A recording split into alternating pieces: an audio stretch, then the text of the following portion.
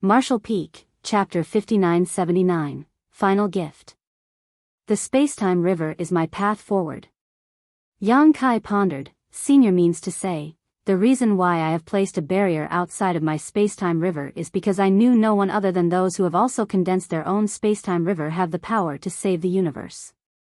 For those who do not have that ability, it would not benefit them in any way even if they found my spacetime river.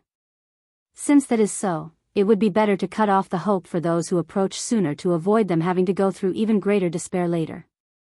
Mu had hidden her spacetime river in the primordial heaven's source grand restriction, and when Yang Kai was brought to it under Wu Quan's lead, he felt something blocking him when he tried to enter. However, he was able to pass through easily. He thought at first that it was because of his identity as a human, but it was only later that he discovered this was because he had also condensed his spacetime river. If not for that, no other human would have been able to enter this place, not even if they were in the Ninth Order.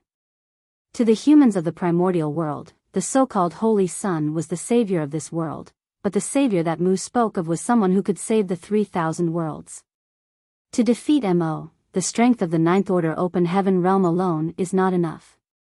Mo can only be defeated when someone who can break through the shackles of the Ninth Order and reach the next realm, a realm which I was only a step away from reaching. Yang Kai hurriedly asked, so what is the next realm? Why was Senior unable to make that breakthrough? Mu laughed bitterly before looking at him. As for what exactly the next realm is, even I am not sure. But as for why I did not manage to reach it, it is because my spacetime river is incomplete. Yang Kai could not help but become lost in thought, recalling the wide and beautiful river that he saw before. Even that massive river is incomplete? Then what should a complete spacetime river look like? In the first place, what makes hers incomplete? And what sort of problem did she encounter for her spacetime river to remain incomplete? Is there no way to fix it? Yang Kai asked. Logically speaking, the spacetime river was a condensation and manifestation of one's comprehension of 10,000 Tao strengths. Even if it were to be damaged in the midst of an intense battle, there should be a chance for it to recover as long as the foundations of one's grand Taos remained. The only possibility that would lead to the complete inability for the spacetime river to be recovered was if the foundation of one's grand Taos got destroyed. Mu shook her head. It is not possible to fix. Long past memories tumbled around in her mind, leading her to recall the events of that day, and the corners of her mouth could not help but lift up into a smile. When the profound source gate cut off a section of her spacetime river, she did not think much of it then. She was immersed in her joy of finally rescuing Mo from behind that closed gate. She originally thought that she only needed to open the door again to retrieve that part of her spacetime river. Who could have expected that when she did open the profound source gate, that there would be nothing behind it, only an endless pool of desolation and darkness? But even then, she had not realized the severity of the problem. Not until her spacetime river continued to grow and her cultivation became more robust. When she tried to break through to the next realm, it was then that she helplessly realized that the damage to her spacetime river had cut off all her hopes of taking that final step. If that incident had not happened back then, she should have already broken through the confines of the open heaven realm and reached that mysterious realm. Did she regret it? Not once. She only blamed herself for not teaching Mo properly when she saved him from the profound source gate. By the time she found out about what happened later, the situation was already too far gone to be salvaged. And compared to that, it was not as if she was completely without any harvests. If the profound source gate had not devoured a part of her spacetime river, she would not have been able to refine it so easily. It was one of the most profound innate supreme treasures, after all. As she dispelled the memories from her mind, Mu withdrew her smile and looked seriously at Yang Kai. You have already set foot on the path, and you will reach the end point sooner or later where you will have to open up the new way forward, but not much time is left for you now. I hope that you can achieve what I failed to back then. At once, the pressure that Yang Kai felt weighing on him was like a mountain, but he still gave a firm answer. Junior will try his best. Mu smiled and walked up to him. Just like the other shadows that Yang Kai encountered in the many universe worlds, she gently pressed her hand to his chest. Go, put an end to it all. The human race has suffered since the late ancient era until now. As the favored children of heaven, it is time for us to have our own peaceful world to live in. The reason why Yang Kai came back here was because the previous shadow had sent him here, but after talking for so long, Yang Kai still did not get a clear answer from Mu. What did he have to do in order to defeat the current Mo? Mu did tell him that he had to make a breakthrough to the next realm, but he had not even reached the door to the next realm yet. How could he make a quick breakthrough at such an urgent time? Mu continued to smile at him as her figure gradually started to fade. I left you something. You will find out what to do soon enough. As she disappeared, Yang Kai's body rose involuntarily into the sky and soon plunged into the vast and beautiful spacetime river. This time, however, he did not feel anything pulling him. He had traveled across about 90% of the 3,000 universe worlds in order to suppress and seal the pieces of Mo's source, and he had succeeded in sealing more than 1,000 of them. Right now, Mo had already awoken. The source pieces that Yang Kai was not able to suppress and seal had returned to Mo, so there was no longer any point in visiting those universe worlds. Yang Kai's body bobbed up and down in the river as the currents inside of it stirred. Then, a strange feeling suddenly arose in him. That was, he felt an indescribable sense of affinity and recognition by the spacetime river that should belong to Mu. What's more, it seemed as if he was able to mobilize its power. Yang Kai was astonished by this discovery. This was, after all, Mu's spacetime river, the culmination of her lifelong cultivation. Even if Mu had departed from the world of the living long ago, even if he himself had his own spacetime river, it did not make sense for him to feel this affinity and recognition from it. Scenes flashed before his eyes, scenes of him in each universe world at the moment when he parted with Mu.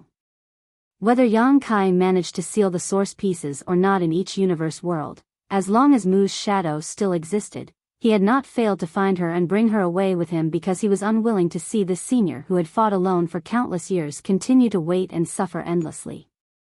The way he brought her away was through taking the last shreds of energy from her shadows into his own body. Each one was a moment in Mu's lifetime. Mu had divided Mo's source into 3,000 pieces, suppressing and sealing them in different universe worlds, and she had also separated herself into the same number of shadows in order to remain by the source piece's side. Every person had their own spacetime river from the moment that they were born, and it ended at their last breath. Each shadow injected the last of their strength into Yang Kai's body, which was equivalent to granting Mu's existence, during the time used to conceive the shadow, to Yang Kai. During this long journey, the number of shadows that Yang Kai had encountered was over 2,000. In other words, out of Mu's many shadows, he had gained the recognition of at least 70% of them. Yang Kai finally understood what it was that Mu had left him. She had left him her own spacetime river. With the approval and acknowledgement of most of its owner, Yang Kai could now refine her spacetime river and use it for himself. This was Mu's last resort, as well as her final gift. A tidal wave of grief crashed over Yang Kai, overwhelming his entire being. However, he had no time for sorrow. Mo had awakened and escaped, so the human race was in danger of being annihilated at any moment. He had to receive Mu's gift as soon as possible and strengthen himself. However, Yang Kai was acutely aware that despite all of the hidden hands that Mu left behind, it was still not inexhaustible. She must not have thought about the problems with her own cultivation. Mu had gained enlightenment about her own spacetime river at a point when she was no longer improving in her cultivation back then. But Yang Kai was different. He was merely at the peak of the 8th order when he trained inside of the universe furnace, before he even took the risk to use the 3-self source reconstitution art to break through to the 9th order. It was there where Yang Kai had condensed his own spacetime river, long before reaching the peak of the 9th order. When the final war between the human race and Black Ink clan broke out at the No-Return Pass, the time left for Yang Kai to cultivate was cut short, and even if he did borrow the power of the 2 open heaven realm cradles and diligently cultivated with the help of his spacetime river at every opportunity, there was still a considerable distance left between his current cultivation and the peak of the 9th order. The reason Mu gifted Yang Kai with her spacetime river was most likely in hopes that Yang Kai could borrow its power in order to break through the shackles of the open heaven realm method and reach the mysterious next realm in one step. As long as he could reach that realm, defeating Imo would not be an issue. But right now, the situation was that Yang Kai's cultivation was still a great distance from the peak of the Ninth Order, and even if he did receive Mu's gift, it was impossible for him to make a breakthrough in such a short amount of time. Mu's gift would undoubtedly help boost the power of his Tao strengths greatly, but it could not help to grow his cultivation. Mu might have considered that, or she might not have. Regardless, she had already done all that she could. As one of the 10 martial ancestors, she had left absolutely everything she had behind for her juniors of the human race. After working out Mu's plans, Yang Kai calmed his mind and summoned his own spacetime river directly inside of Mu's. If Mu's spacetime river was like a coiling grand dragon, then Yang Kai's spacetime river was like a little snake. At the very best, it would be a big python. There was simply no contest. However, when Yang Kai's spacetime river appeared, the waters stirring fiercely around him began to gather around it and merged into it, increasing the size and volume of Yang Kai's spacetime river. Yang Kai could not help but grunt as his mind felt dizzy from the phenomenon. He was almost overwhelmed by all of the mysterious sensations that were crashing down on him, as if to drown out his very being. The spacetime river was a condensation of many Tao strengths with spacetime Tao strength as its foundation, and the river's water was all a manifestation of those Tao strengths. With the recognition of Mu's many shadows, Yang Kai did not feel any resistance when he was refining her spacetime river, but its mass was simply too great, a manifestation of Mu's great attainments and insights into all the grand Taos, and all of it was being stuffed into Yang Kai. A sense of crisis came over him at that instant. Yang Kai realized that if he failed to withstand the impact of these Tao strengths, something terrible would happen to him. Sylvan. So, overall, for Mu and Mo's story, Mu and Mo met beforehand. A piece of Mu's spacetime river got caught behind the gate. Mo met the other 9 through Mu and they became close enough to be called Little 11th or Xiao Shi. While fighting the war, Mo tried to help out and corrupted his allies and enemies. The 10 found out that they fucked up and planned to seal it. Mu made a plan on how to do it. After the war, she would take Mo around and sightsee. Meanwhile, the other 9 would build the Grand Restriction. Once it was time, she led Mo inside and they trapped it. Mo, unhappy, started the Great War of that era in an attempt to free itself. I guess, during that time, the 10 agreed on this lie to say that they met Mo instead of Mu freeing Mo, else the other humans would target Mu in anger. Sometime later, war got pushed back to create the Spiritless Land. Mu went into the Grand Restriction. I believe she was trying to find the missing part of her spacetime river. There, she found out that a part of Mo was still inside the gate. Doubt she was able to open the gate fully. But she found a better way to seal away its strength in hopes of defeating Mo anyways. She found out that she can't go above the open heaven realm. Since the spacetime river is connected to one's life and death, she made the preparations to help the next guy get stronger. She had to kill herself. Else, the spacetime river would not be able to split from her and be left behind. Well, that's how I made sense of the story so far. Marshall Peak, Chapter 5980, It's You. Yang Kai had a nagging feeling that if he failed to withstand the onslaught of Tao strengths washing over him right now, he would become part of the Tao strengths, and both spacetime rivers would collapse. To be one with the Tao, a strange thought occurred to Yang Kai. This is an obstacle in the path of cultivation. All is well if I make it through, but if we don't, all is lost. So, this is the hurdle that must be faced when one reaches the pinnacle of the martial Tao. He quickly used the power of the soul-warming lotus to protect his consciousness. The situation improved ever so slightly, but the soul-warming lotus, which had been infallible in the past, could not be of any decisive help this time around. If one were to describe Mu's final gift as a feast, then the soul-warming lotus was stomach medicine. In the past, whenever Yang Kai's soul was threatened by outside forces, the soul-warming lotus would keep it well protected. It ensured that Yang Kai's soul did not get destroyed and his consciousness remained intact. However, that was not the case with Mu's gift. The Tao strengths within her space-time river were not poison. On the contrary, they were the greatest of supplements. The situation came down to whether Yang Kai could digest everything he had been given or not.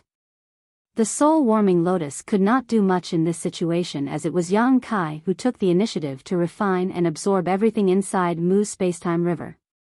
It was up to him to take the many Tao strengths in for himself. Yang Kai's space-time river, which had been like a snake earlier, was rapidly expanding. As it grew bigger, its speed of devouring and refining increased as well. A sudden surge of pressure made Yang Kai's skin split apart and blood poured out at once. It was hard for him to withstand everything with his current strength. Not daring to hesitate for even a breath, a sonorous dragon roar rang out and a massive dragon manifested. Now that Yang Kai had assumed his dragon form, the burden on his body eased a lot. However, the shining golden light of the divine dragon looked different now. The concentrated Tao strengths circled Yang Kai's dragon form in an attempt to transform him into Tao strengths, but his dragon scales tensed up to block the encroachment. Dragon roars kept ringing out inside the meandering space-time river. Meanwhile, outside the space-time river, Mo growled softly as his source pieces, which had been suppressed and sealed in the past, were returning to him. His power was increasing at an alarming rate. While Yang Kai was struggling with himself, Mo calmly observed the situation occurring inside the space-time river. The source pieces he regained were the ones that had been taken away from him in the past, so he was simply reabsorbing them now. Still, he had not fully regained everything yet. Instead of hatred or resentment though, Mo merely had a complicated look on his face. Just as he had said in his final conversation with Mu, although his mere existence brought harm, since he had gained sentience, he had the right to fight to survive. It was not fair for him to be locked behind a door forever. Black Ink's strength was the root of his existence, and his consciousness had simply emerged from it. Even without Mo, something else that was similar would have come out of the darkness eventually. "I should thank you," Mo murmured as he cupped his fist lightly, reabsorbing all of the remaining source pieces. In the past, he could barely control his own strength as it had grown beyond his ability to manipulate. However, Yang Kai's earlier efforts had sealed over 30% of his source strength behind the profound source gate. Although this weakened Mo's maximum strength, it came with the silver lining of granting him far better control of what strength remained. Thus, in Mo's current state, he was even more threatening than when he was at the peak of his power. He raised his hand and made a grabbing motion directed at the river as he snarled, "Come out." He did not want anyone to touch what Mu left behind. Previously, to protect the primordial world from destruction, Mo even voluntarily left the primordial world and jumped out of the space-time river as he feared that his overwhelming strength would destroy it. The space-time river was the final piece of Mu that remained. A dragon roar escaped from the space-time river. Yang Kai, who was busy refining the Tao strengths, suddenly felt something grabbing onto him to drag him out of the river. He did not sense Mo's presence, but he was certain it was the latter's doing. All along, Yang Kai had been curious to know the extent of Mo's power, about what the legendary creation realm was like. At last, Yang Kai personally experienced just how terrifying Mo's might was. Mo's strength remained this immense despite the two of them being separated by two space-time rivers. Without the space-time rivers, Yang Kai estimated that he, a ninth-order master and a divine dragon, would not be able to withstand more than 3 of Mo's attacks before he perished. "I can't let him drag me out." There was a chance for him to put up a fight if he remained hidden inside Mu's space-time river, but if he did get pulled out, he was doomed to die. Yang Kai knew what he had to do, and with a roar, he began harnessing the strength of the space-time rivers in a frenzied manner to attempt to cut off the force that was constraining him. Even though the force came from outside the rivers, it could not be cut off so easily. Furthermore, Yang Kai could not wield his full strength in his present condition. His space-time river was busy refining the Tao strengths from Mu's river, and as the complex and mysterious mix of Tao strength surged, much of his focus was diverted to protecting his soul to avoid being refined into Tao strengths himself. Both parties had their reasons for holding back, so for the moment, it was a stalemate. Outside the river, Mo's eyes flashed with surprise. He did not think that Yang Kai would be able to put up a fight, but he doubled down and called out impatiently, "Come out on your own, or else, I don't mind heading in myself." Mo did not want to destroy the final memory he had of Mu. He knew that some shadows of Mu remained inside the spacetime river, so he wanted to preserve them. If he entered the spacetime river, he was undoubtedly going to inflict irreparable harm and the shadows could very well be destroyed. This was not an outcome he could accept. However, all Mo received in response was even more ferocious dragon roars that came from within the river. Mo's eyes flashed with displeasure. "How stubborn. I'm giving you one last chance. I can promise you that once this battle is over, I'll give the humans a great territory where they can carry on living free of the corruption from black ink strength, which will never enter that great territory." This was the most it was willing to compromise. Mu was gone and the remaining humans no longer mattered to him. He was only willing to give the humans the space of a single great territory for their race to survive for the sake of protecting Mu's space-time river. "In your dreams." The dragon roar exploded out of the space-time river. Through the restriction of the Tao strengths, Mo could vaguely see a pair of large golden eyes staring in its direction. "Foolish impudence." Mo coldly snorted in response. He then took a step forward to enter the spacetime river. However, as soon as he stepped into the river, the water surged and the power of all the Tao strengths rushed about to block his path. He had to pause outside the river instead. It looked as if Mo was stuck outside the river as endless waves crashed down upon him, but he was still slowly making his way forward. Mo could not be stopped. Yang Kai's expression hardened. He had refined quite a lot of the Tao strengths from Mu's spacetime river in a short span of time and strengthened his own spacetime river greatly. He was even able to use a bit of the strength from Mu's river itself, but even so, it was not his strength so he could not wield it freely. He had no way of keeping Mo out if the latter chose to force his way in. Soon, Yang Kai made up his mind. Since he could not keep Mo out, he was not going to even try. The spacetime river was a mysterious place made up of the solidified Grand Taos with spacetime Tao strength as its foundation. Even if Mo entered the river, it would not be easy for him to locate Yang Kai. The only thing Yang Kai could do now was to avoid Mo's attacks while doing his best to refine the river and strengthen himself. As long as he could grow powerful enough, he could put up a fight against Mo. Just as Yang Kai prepared himself for this final gambit, Mo, who was busy pushing his way into the river, abruptly turned his head around and looked over his shoulder. He had sensed something strange. A brief moment later, a spark of white light appeared in the distance where countless masters from the Black Ink clan were stationed. The white light shrouded a figure which was traveling at astonishing speed. Everywhere this figure passed, all of the Black Ink clansmen turned into a sea of black blood, be they simple soldiers or royal lords. In just a flash, the white light arrived at the spacetime river and Zhang Ruoxi's figure appeared. She looked around and immediately established the situation, her eyes flashing darkly as they fixed on Mo. When their eyes met, Mo froze in place. He did not expect a master like her to exist. Based on the information he had, the strongest humans were only the Ninth Order masters, and even among their other allies, the strongest were merely giant spirit gods.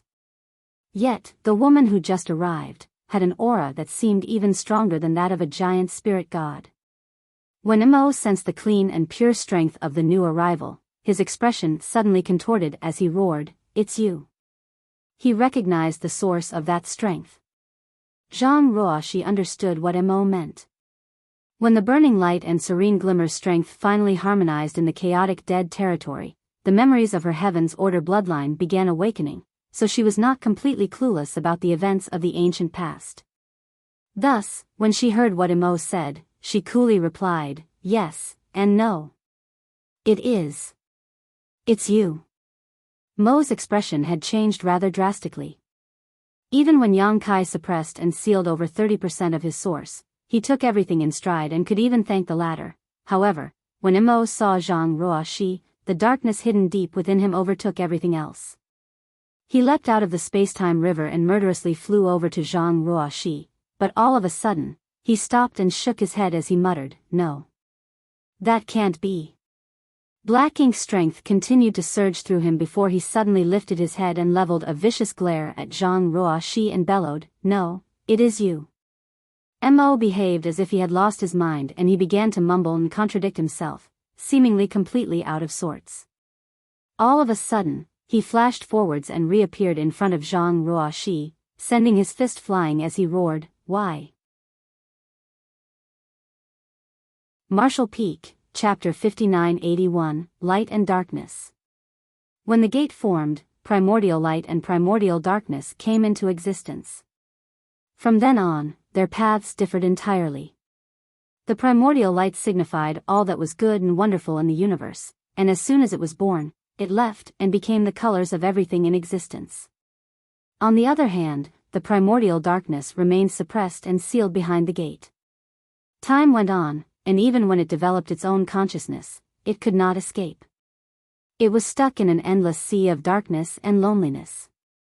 Even the primordial darkness craved the light. If it had not been for Mu's pity and its own persistent efforts, it would still be suppressed and sealed inside the gate right now, with no hope of ever getting out.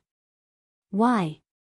We both came into existence together, so why did the primordial light get to leave while I, the darkness, had to remain in isolation? Mo sent his fist crashing down at Zhang Ruoxi, but his interrogative cry for an answer was not directed at her, it was directed at the heavenly way which had been so unfair. Zhang Ruoxi's Heaven's Order sword rose to block Mo's furious strike which sent her flying away in a flash of white light. A mere breath later, she flew back and stood in front of Mo, her brow furrowed as she studied him. She could sense that there was something amiss about Mo's present state. Just as Mo had previously said to Mu, and the humans had made the right choice when they suppressed and sealed him inside the primordial heaven's source grand restriction. As his power grew, his consciousness was barely able to control his own power. If Mu and the other humans had not suppressed and sealed him, everything would have already been wiped from existence. Yang Kai traversed across over 2,000 universe worlds and suppressed and sealed about a third of Mo's source strength. Although this weakened Mo's maximum power, it proved to be of great help to Mo as well, for he was now able to have full control over his strength. However, when Mo saw Zhang Ruoxi and sensed her power which entirely opposed its own, black ink strength consumed his mind. Light and darkness had always been opposing forms of existence. The separation of the gate was the only reason why both came into existence at the same time. Now that both of these opposing powers stood before each other, it turned into a battle that would not end until one was vanquished. Black ink strength surged and gathered into an endless sea that seemed to drown out the entire void before charging straight at Zhang Ruoxi and completely shrouding her. Zhang Ruoxi's wings flickered behind her as her Heaven's Order sword lightly tapped the spot at her feet. All at once, light burst forth and vanquished the spreading darkness. However, Mo seized this chance to draw nearer, swinging both his fists down at Zhang Ruoxi. She blocked with her sword but was once again sent tumbling. After her many years of hard cultivation back in the chaotic dead territory, her power had grown by leaps and bounds thanks to her Heaven's Order bloodline as well as the power of the sun's burning light and moon's serene glimmer. In terms of pure prowess alone, she was stronger than a giant spirit god and no royal lord could withstand more than 3 attacks from her. That being said, now that she was up against Mo's frenzied attacks, she was at a complete disadvantage and could not even hold her ground against him. The primordial light had left as soon as it came into existence. It then split the power of yin and yang from itself. Afterwards, it crashed into what would become the divine spirit ancestral land and brought forth the many divine spirits and a human woman who possessed the Heaven's Order bloodline. If Zhang Ruoxi could have gathered the pure power of yin and yang, and all of the divine spirits, then with the help of the Heaven's Order bloodline, she could have brought forth the full power of the primordial light once more. Alas, too many divine spirits had perished, and the surviving ones numbered far too few in comparison to their peak. Even if Zhang Ruoxi wanted to try and bring forth the true power of the primordial light, there was no way for her to accomplish that. In other words, the strength she possessed now was incomplete. However, Black Ink's strength was incomplete as well. Zhang Ruoxi could sense the many gaps in Mo's source. Nevertheless, even in this state, Mo was still the one with the upper hand as he had continued to grow stronger over millions of years. After just a brief exchange, Zhang Ruoxi knew full well that she was not Mo's equal. She could only hold out for another half-hour or so before she would be defeated. And, from the ruthless, murderous look on Mo's face right now, if she were to be defeated, death was the only outcome that awaited her. She had no choice. Zhang Ruoxi let out a soft sigh, and after blocking yet another one of Mo's attacks, she raised her hand and made a grabbing motion as she cried out, "Come." A devastating battle had broken out outside the primordial heaven's source Grand Restriction. When Zhang Ruoxi was around, her strength alone had been enough to deter the Black Ink clan, making them fearfully hide in the darkness. However, once she left, the Black Ink clan sensed that their Supreme One had regained its power, so they jumped into action. They emerged from the darkness and challenged the small stone race army. All at once, brutal fights exploded across the void. The small stone race army numbered in the hundreds of millions, but the Black Ink clan army that emerged from the endless darkness far surpassed even that. This was the result of Mo's accumulation over millions of years, so it was impossible to imagine just how many masters from the Black Ink clan there were right now. There was no lack of royal lords either. Faced with such a massive army, the human race army, which only numbered a couple tens of millions, was nothing more than a drop in the ocean. It was only now that the humans realized just how ridiculous their crusade was. If the human race had to face off against that many masters from the Black Ink clan alone, they had no chance of winning. Thankfully, Zhang Ruoxi brought the small stone race army with her. Hundreds of millions of small stone race soldiers bore the brunt of the battle, so the humans had a fighting chance. Though the human race army was far smaller in number, it consisted entirely of elite masters whose strength could not be underestimated. Under Mi Jingluan's command, the human army moved in an organized fashion to attack the Black Ink clan and grind down their power. If someone from the Black Ink clan was targeted by the humans, their fate was sealed as they had no means of escaping. The humans had grown stronger too and had dozens of Ninth-Order masters among their ranks. Furthermore, Wuquang no longer needed to control the primordial heaven's source Grand Restriction, and thus, the terror of the heaven-devouring battle law was unleashed for all to see. Relying on the heritage of a peak Ninth-Order master, Wuquang weaved through the Black Ink clan army alone and killed all in his path. Even the royal lords could not stop him. The situation with the two giant spirit gods had changed as well. At the start of the battle, they had to guard the opening at the primordial heaven's source Grand Restriction and had been besieged by swarms of royal lords as a result. Now that the primordial heaven's source Grand Restriction was no more, they were no longer pinned down. Nothing held Ada and Air back anymore, so they worked together to rampage through the Black Ink clan army. Everywhere they went, they crushed the enemy in their path. Furthermore, there were also the 8 Ninth-Order small stone race masters. These 8 were scattered across the Black Ink clan army as they slaughtered their opponents. Though it looked as if they were fighting separately, their auras remained connected in a battle formation that could bolster the strength of any one of them at any moment. Some of the more arrogant royal lords had suffered due to ignorance and died from a single blow from them as a result. Even though the royal lords might be as powerful as the Ninth-Order small stone race masters, their opponent could borrow the strength of their fellow masters at any time, completely blindsiding the royal lords. In this, the fiercest battle to have ever taken place in human history, huge swaths of soldiers from the small stone race and Black Ink clan died every second.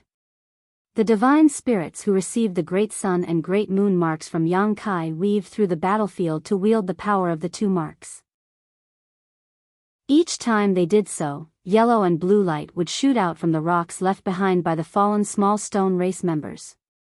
The two lights merged and turned into dazzling purifying light that killed scores of the Black Ink clan army. At the same time, it cleared the Black Ink strength left behind by the deaths of the Black Ink clansmen, thus changing the environment of the battlefield. The human race army kept snaking their way around the battlefield without ever coming to a stop, as they would be surrounded by the Black Ink clan if they did. The situation was dire and fraught with tension. Even an old veteran like Mi Jingluan could not predict how this battle would ultimately go. The armies on both sides were too great in numbers. The battle had to proceed for some time before the chances of victory grew clearer. The human race and the small stone race armies simply had to work together to persistently slaughter their enemy and fight to emerge victorious. Everyone knew that this was the final battle. If they won, peace would return to all the lands, but if they lost, the humans had come to terms with the outcome of a defeat. All they could do now was give their all for one last time. Even though the humans focused on the outskirts of the battlefield, they were still under a lot of pressure. Now and then, the Black Ink clan army would try to cut them off and they would have to carve out a path for themselves through blood and slaughter. One after another, numerous warships exploded and the human race masters died alongside them. Amidst this battlefield, even the divine spirits were at risk of peril. A clear phoenix cry echoed through the void as the 30 or so different colored phoenixes transformed into their true forms and spread their wings. They were the only remaining clansmen of the Phoenix clan. The Phoenix clansmen were carefully guarding the giant parasol tree in their center, their sacred treasure. They had not used their sacred treasure in any of their precious battles as it was the foundation of their existence. All of the Phoenix clan came from the immortal parasol tree. However, this was the final battle, so the Phoenix clan no longer held back. A white phoenix, together with its clansmen, sat on the parasol tree and wielded the power of the sacred treasure, causing space to twist and contort. The contortions circled the human race army, and as the space rippled, the humans vanished. At the very next breath, the human race army emerged in a completely different part of the battlefield where the situation was dire. The small stone race army's defense lines were on the verge of breaking. However, the Black Ink clan had been caught off guard by the sudden appearance of the human race army and soon, the situation stabilized as the Black Ink clan suffered heavy casualties. Once again, space rippled. With the help of the power of the Phoenix clan and the immortal parasol tree, the human race army shuttled the void to different parts of the battlefield to stop the Black Ink clan's frenzied attempts to break through the front lines. Nevertheless, the Phoenix clan's aid could not be sustained forever. After numerous uses of their strength, they could no longer maintain their true forms and reverted back to their human forms. The immortal parasol tree then weakened and dimmed. Without the blessing of the immortal parasol tree, the humans lost their ability to freely traverse the battlefield. Worse, what they had done earlier drew the attention of countless masters from the Black Ink clan, and now, the Black Ink clan charged at the humans in a bid to seek vengeance by wiping them out for good. Dragon roars then rang out as the Dragon clan combined their strength and summoned the Crystal Palace. Similarly, numerous sacred treasures were summoned across the battlefield. These were the foundation of the various divine spirit clans, and every single one of them had gone through countless years of accumulation and refinement. The divine spirits would not summon them unless their very existence was threatened. Marshall Peak, Chapter 5982, 9 Palaces Formation. The divine spirits harnessed the power of their sacred treasures to aid the human race army in the fight to slaughter their common enemy. There were also 2 giant spirit gods and 8 ninth-order small stone race masters thundering across the battlefield. Meanwhile, the small stone race army, which numbered hundreds of millions, staunchly held the front lines. As a result, compared to the small stone race and the humans, the Black Ink clan suffered far greater casualties on the battlefield. At some point, the human race masters began to see glimmers of hope for a victorious outcome. Alas, their hopes were soon dashed. The 8 ninth-order small stone race masters who had been busy exterminating the enemy seemed to have been summoned by someone. With their aura connected, they charged through the Black Ink clan army and headed deep within the darkness. Soon, they disappeared from sight. No one knew where they went exactly. However, Zhang Ruoxi had gone off in that direction earlier, and terrifying shockwaves were now rippling out from that area. Atop the tattered Puryang Pass, Mi Jingluan's heart sank as he realized that Zhang Ruoxi must have encountered some kind of trouble. Based on the strength Zhang Ruoxi exhibited earlier, the only threat against her had to be Mo. The primordial heaven's source grand restriction had been destroyed and Mo had awakened, thus, the battle reached its final, most critical climax. The departure of the 8 Ninth Order small stone races greatly eased the pressure on the Black Ink clan. The 8 of them had focused on killing off territory lords and royal lords, with many of the latter suffering or even dying to the targeted attacks. Now that the Ninth Order small stone race masters left the battlefield, there were only the 2 giant spirit gods remaining, and Ada and Aer could not kill off the royal lords as swiftly as the 8 Ninth Order small stone race masters. In the end, size was the deciding factor. Naturally, the Ninth Order small stone race masters were weaker than the giant spirit gods, but they were the same size as humans and could move around deftly. Any royal lord they had their eyes on could not escape from them. The same could not be said for the giant spirit gods. They were too massive, and though their strength was unparalleled, they were not nearly as nimble or flexible. Each time they attacked, large swaths of the Black Ink clansmen would die, but those who reacted in time could still escape. Thus, now that the 8 Ninth Order small stone race masters left the battlefield, the royal lords were a lot less hindered and could do much more, such as grouping up to besiege the human race army. The Black Ink clan realized that even though the small stone race army made up the majority on the battlefield, the humans were the true driving force behind the battle. Furthermore, compared to the hundreds of millions of small stone race soldiers, it was easier to wipe out the humans, who only numbered in the tens of millions. As long as they killed off all the humans, they would emerge victorious, regardless of the casualties they suffered. All at once, the human race army was under great pressure as they became the primary targets of the Black Ink clan. Deep inside the void, the intense battle between Zhang Ruoxi and Mo continued.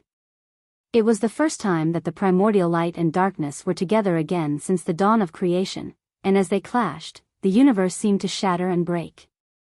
Mo seemed to have lost all reason as the fury that built up throughout all the eons poured out at once, leaving Zhang Ruoxi with barely any room to fight back.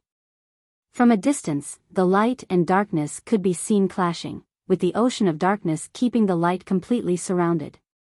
Only a feeble flicker of light could be seen coming from the center of the conflict. Darkness was constantly clawing at the light, and it looked as if the latter would be extinguished at any moment. Despite having over 30% of his source suppressed and sealed, Mo's might was still immeasurable and impossible to imagine. At the very least, he was more than what Zhang Ruoxi could handle. Earlier on, she estimated that she could hold out for half an hour, but now that they were well and truly engaged, she realized she had underestimated her opponent. The power of the primordial light had been dispersed, much of it disappearing with the death of the divine spirits. All that was left were the Heaven's Order bloodline and the power of the Yin and Yang. Therefore, the primordial light had lost even more of its strength than Mo. As the fight went on, Mo grew fiercer. Black Ink's strength surged and it looked as if he was on the verge of completely devouring Zhang Ruoxi. Zhang Ruoxi was at a great disadvantage, and her situation only eased once she summoned the 8 Ninth Order small stone race masters over. They left the main battlefield and swiftly headed straight over to Zhang Ruoxi. From a distance, their connected auras linked up with Zhang Ruoxi's, and a battle formation was instantly formed. Previously, the 8 trigrams formation formed by the 8 Ninth Order small stone race masters had stunned the human race masters, but if they saw what was happening now, they would have no words to describe their shock and awe. Zhang Ruoxi and the 8 Ninth Order small stone race masters formed a 9 palaces formation, the most powerful of all battle formations. Zhang Ruoxi acted as the core while the 8 Ninth Order small stone race masters formed the base. All at once, Ruoxi's power soared and she was no longer cornered without any means of fighting back. The flash of light expanded amid the darkness and broke free of its restraints. It now had the power to fight back and cover a greater area in brightness. Mo sensed this change and grew even more furious, unleashing even more concentrated Black Ink strength from his body. The two continued to clash, and each time light and darkness collided, darkness would spread out behind Mo, while light and the 8 Ninth Order small stone race masters followed closely behind Zhang Ruoxi. Time and time again, the two smashed against each other, neither side showing any signs of backing down. With each clash, the void crumbled and shattered. A battle of such immense power had never occurred before, and it would never occur again. This was a battle between the primordial forces of existence. The intense fight went on for hours, with no side able to overwhelm the other. With the help of the battle formation with her small stone race personal guard, Zhang Ruoxi could finally oppose Mo on even footing. Nevertheless, this was merely a battle formation and not her own strength.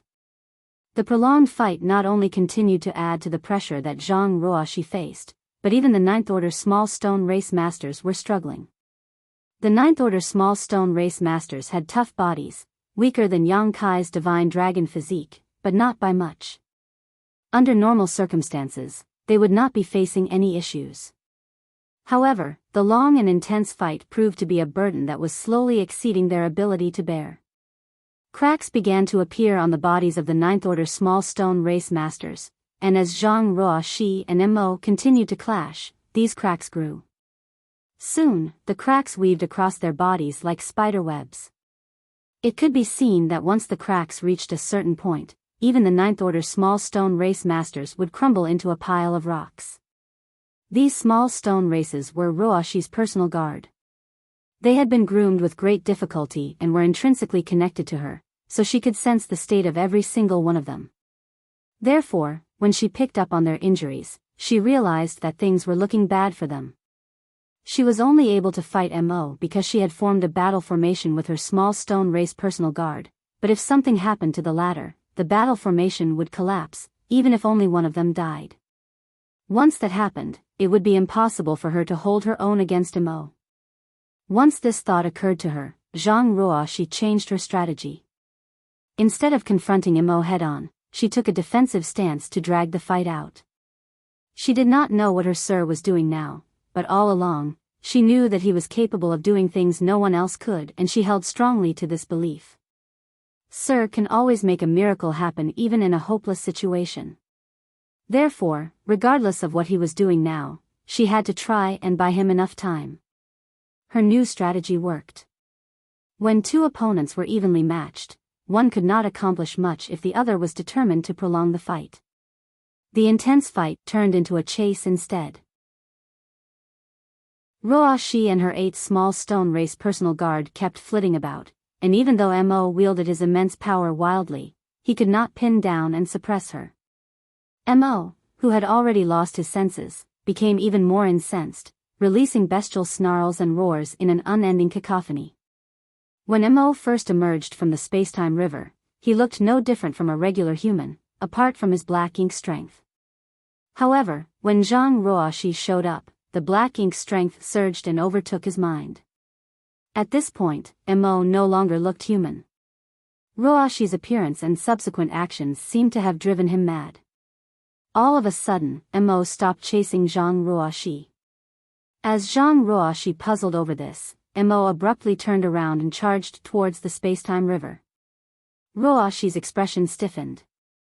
Although Mo had been so agitated that he lost his senses, his battle instincts remained.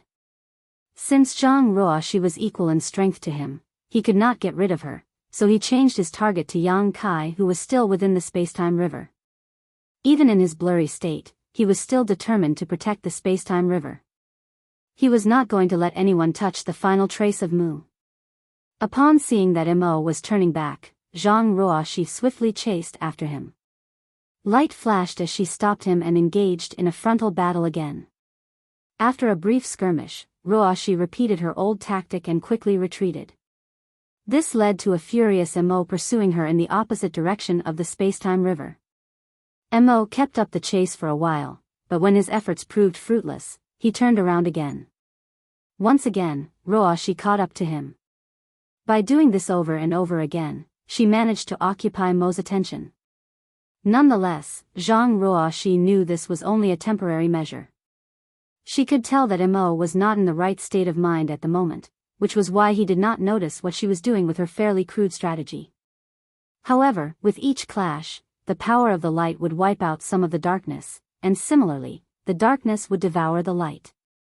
In other words, both light and darkness were weakening each other each time they collided. Zhang Ruoxi could clearly sense that she was greatly weakened by the many hours of fighting, and the same was true of Mo.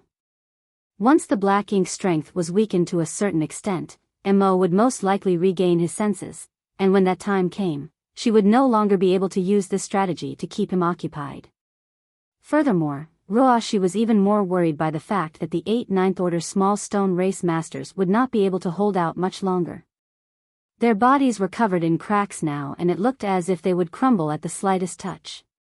She was doing her best to keep the head-on confrontations with Mo to a minimum, but if she wanted to stop Mo from heading to the Spacetime River, she had to resort to things that she knew she should not. Now that things had come to this, Zhang Ruoxi had no other choice. She could only do her best to keep Mo occupied, as she fervently hoped that Yang Kai sped up whatever he was doing. Otherwise, once her personal guards could no longer hold out anymore, she would not be able to stop Mo alone. Martial Peak, Chapter 5983, 9th Level. Within Mu's Spacetime River, Yang Kai was shrouded in his own Spacetime River as he used it to greedily devour everything around him. The river was made out of Tao strengths. Every single undercurrent and wave surged with Tao strength, and as time passed, Yang Kai's Spacetime River grew bigger while Mu's river shrank. It was entirely by chance, but it could not be denied that Yang Kai and Mu had walked the same path. This gave meaning to Mu's countless years of patience and perseverance. Due to trying to open the profound source gate in the past, Mu's Spacetime River was no longer complete, which cut off her future path. She could not explore the deeper mysteries of the martial Tao, therefore, she passed down her hopes to those who came after her. Among all the hidden hands she left behind, her Spacetime River was the final gift she had to offer. However, if a person wanted to harness this gift to make themselves more powerful, it would take time. Perhaps even Mu would not have expected Yang Kai to be approved by so many of her remnant shadows. Under normal circumstances, if black ink strength had the irrefutable advantage in any of the 3,000 universe worlds and there was no hope of suppressing and sealing that particular source piece, there would be no reason for Yang Kai to waste any time on that universe world. Nevertheless, during Yang Kai's previous travels, he did his best to find every single remaining shadow of Mu. He wanted to save them all from their suffering and take them away from the universe worlds. Each one that disappeared signified that the Mu of that time approved of Yang Kai. After moving through some 2,700 universe worlds, Yang Kai received approval from over 2,000 of them, which was a massive number. This allowed him to devour and refine Mu's Spacetime River with greater efficiency. As Yang Kai's river kept expanding, his command over the many Tao strengths increased as well. The enlightenment from the many mysteries exploded in his mind. Yang Kai was deeply engrossed and could not extricate himself from what was happening inside his mind. The joy of glimpsing into the mysteries of every Grand Tao was impossibly tantalizing for any master. Grand Taos were the basis behind all existence and the ultimate goal of all cultivators. If someone were to be entirely immersed in this, there was a chance that they would forget all else and transform into Tao strengths themselves. This meant that Yang Kai's situation was tricky as well. On the one hand, he had to resist the lure of the Tao strengths, while on the other, he had to do his best to take them in to strengthen his own mastery of the Grand Taos.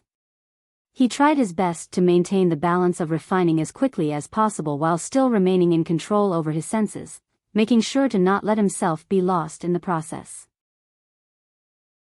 All of a sudden, his mind felt as if it had received an awakening. It was as if he had broken through a barrier that had been preventing him from growing stronger. Yang Kai realized that his mastery of the Tao of Time had reached the 9th level. A master's strength was essentially divided based on their cultivation. Of the 9 orders of the open heaven realm, each higher order was much stronger than the previous. It was a clear and easy way of distinguishing between masters. However, this kind of division was not comprehensive and there could be great disparity in power even among masters in the same order of open heaven realm. The disparity came from the difference in accumulation of each master, the power differential in the heritage of the master's small universe, as well as the master's understanding of their Grand Taos. The open heaven realm involved the discovery and mastery of Grand Tao. In a sense, the higher the mastery of one's Grand Tao, the stronger the master. Since the dawn of existence, no one had a clear way of defining the levels of mastery of the Grand Tao. Thus, Yang Kai had split the mastery of Grand Taos into 9 levels based on his own growth. Superficial contact, peering through the doors, taking the initial steps, traversing a familiar path, attaining mastery through comprehensive understanding, exceeding the ordinary to reach the extraordinary, standing above all others within sight, summiting the peak, and finally shocking history and dazzling the present. This was merely his own method of division, one he shared with others, and some had adopted it. Until now, none tried to correct it. Yang Kai felt that he had differentiated them correctly. His primary Grand Taos were the Tao of Time and the Tao of Space. These were the Tao strengths that formed the basis of the space-time river. However, despite his many opportunities and his mastery over the Grand Taos, after all this time, he had only managed to cultivate the Tao of Time and the Tao of Space to the 8th level. All this while, Yang Kai did not know how to break through to the 9th level. However, he had a vague feeling that if his mastery of the Tao of Time reached the 9th level, an indescribable change was bound to happen. Finally, as Yang Kai refined Mu's spacetime river, he was able to make a breakthrough on one of his primary Grand Taos, allowing it to reach the 9th level. To think it's the Tao of Time first. Not the Tao of Space. Yang Kai had always thought it would have been the latter that would be the first to reach the 9th level of mastery. Yang Kai was a little taken aback as the Tao of Space was the first one that he truly cultivated. He had his dragon source to thank for his ability to cultivate the Tao of Time to its current level. The Tao of Time was the bloodline talent of the Dragon Clan. All at once, Yang Kai gained a mysterious sense of understanding. As he lifted his hand ever so slightly within the spacetime river, he seemed to be able to grab onto the flow of time. In the past, he was able to make time flow quicker within his spacetime river to cultivate 10 times faster, but he could not truly control the passage of time. But, he could do so now. With the increase in Yang Kai's command over the Tao of Time, his dragon vein surged and he could not stop himself from raising his head and letting out a dragon roar. His dragon scales rustled as his dragon form enlarged. His dragon vein had advanced even further. This was a great surprise. However, before Yang Kai could dwell on his joy, his mastery over his other primary Grand Tao broke into the 9th level as well. This time, it was the Tao of Space. Once again, the mysterious sense of enlightenment flooded Yang Kai's mind. He felt his mind grow hazy. It was as if it had been stuffed full with the truth of the Grand Taos, which he did not understand in the past. The truth of existence was unfolding in front of him. He quickly harnessed the strength of his soul-warming lotus, even though he was uncertain whether it would help. The clarity that poured back into his mind made him feel a little better. Now that Yang Kai's mastery of both the Tao of Space and the Tao of Time had reached the 9th level, his spacetime river became even more massive. Previously, his spacetime river looked like a blade of grass in comparison to Mu's river, which was like a tall tree. However, after all the refining he had done thus far, his river grew bigger and could now be likened to a shrub instead. While the tree was still a tree, it had grown a lot smaller. That was not the only difference. At first, Yang Kai had a hard time keeping up with his frenzied attempt to refine Mu's river to strengthen his own. The Tao strengths of space and time formed the foundation of the river, and without a strong enough command over both, it was hard for Yang Kai to control the colossal river. It was akin to a building. If a building's foundation had only been built for 5 stories, the building ran the risk of collapsing if 10 stories were built instead. Yang Kai's command over the Taos of Time and Tao of Space was the foundation in this scenario, and by having a greater mastery over these 2 Grand Taos, his foundation became stronger. This transformation was evident in the river's physical state. While it looked a little scattered earlier, it was now a lot more concentrated. Marshall Peak, Chapter 5984, Standstill. With the Grand Taos of Space and Time breaking through to the 9th level of mastery, Yang Kai's spacetime river now had a stronger foundation. Thus, it began devouring and refining Mu's spacetime river at a far quicker rate. As the frenzy of devouring and refining continued, Yang Kai's mastery over the Grand Daos increased as well. Next was a breakthrough in the Spear Dao. Then, a breakthrough in the Sword Dao. Breakthroughs in the Alchemic Dao, Array Dao, and Yin-Yang Dao soon followed. Yang Kai's understanding of each Grand Dao rose in rapid succession. The barriers were broken through and he achieved a new height of mastery. With each breakthrough, Yang Kai's mind was filled with strange and wondrous enlightenment, granting him further clarity in each Grand Dao. Outside the space-time river, light and darkness continued to clash. Both the primordial light and primordial darkness did not possess their full power anymore, but as the darkness remained whole and continued to grow over the years, Mo had become a lot more powerful than Zhang Ruoxi.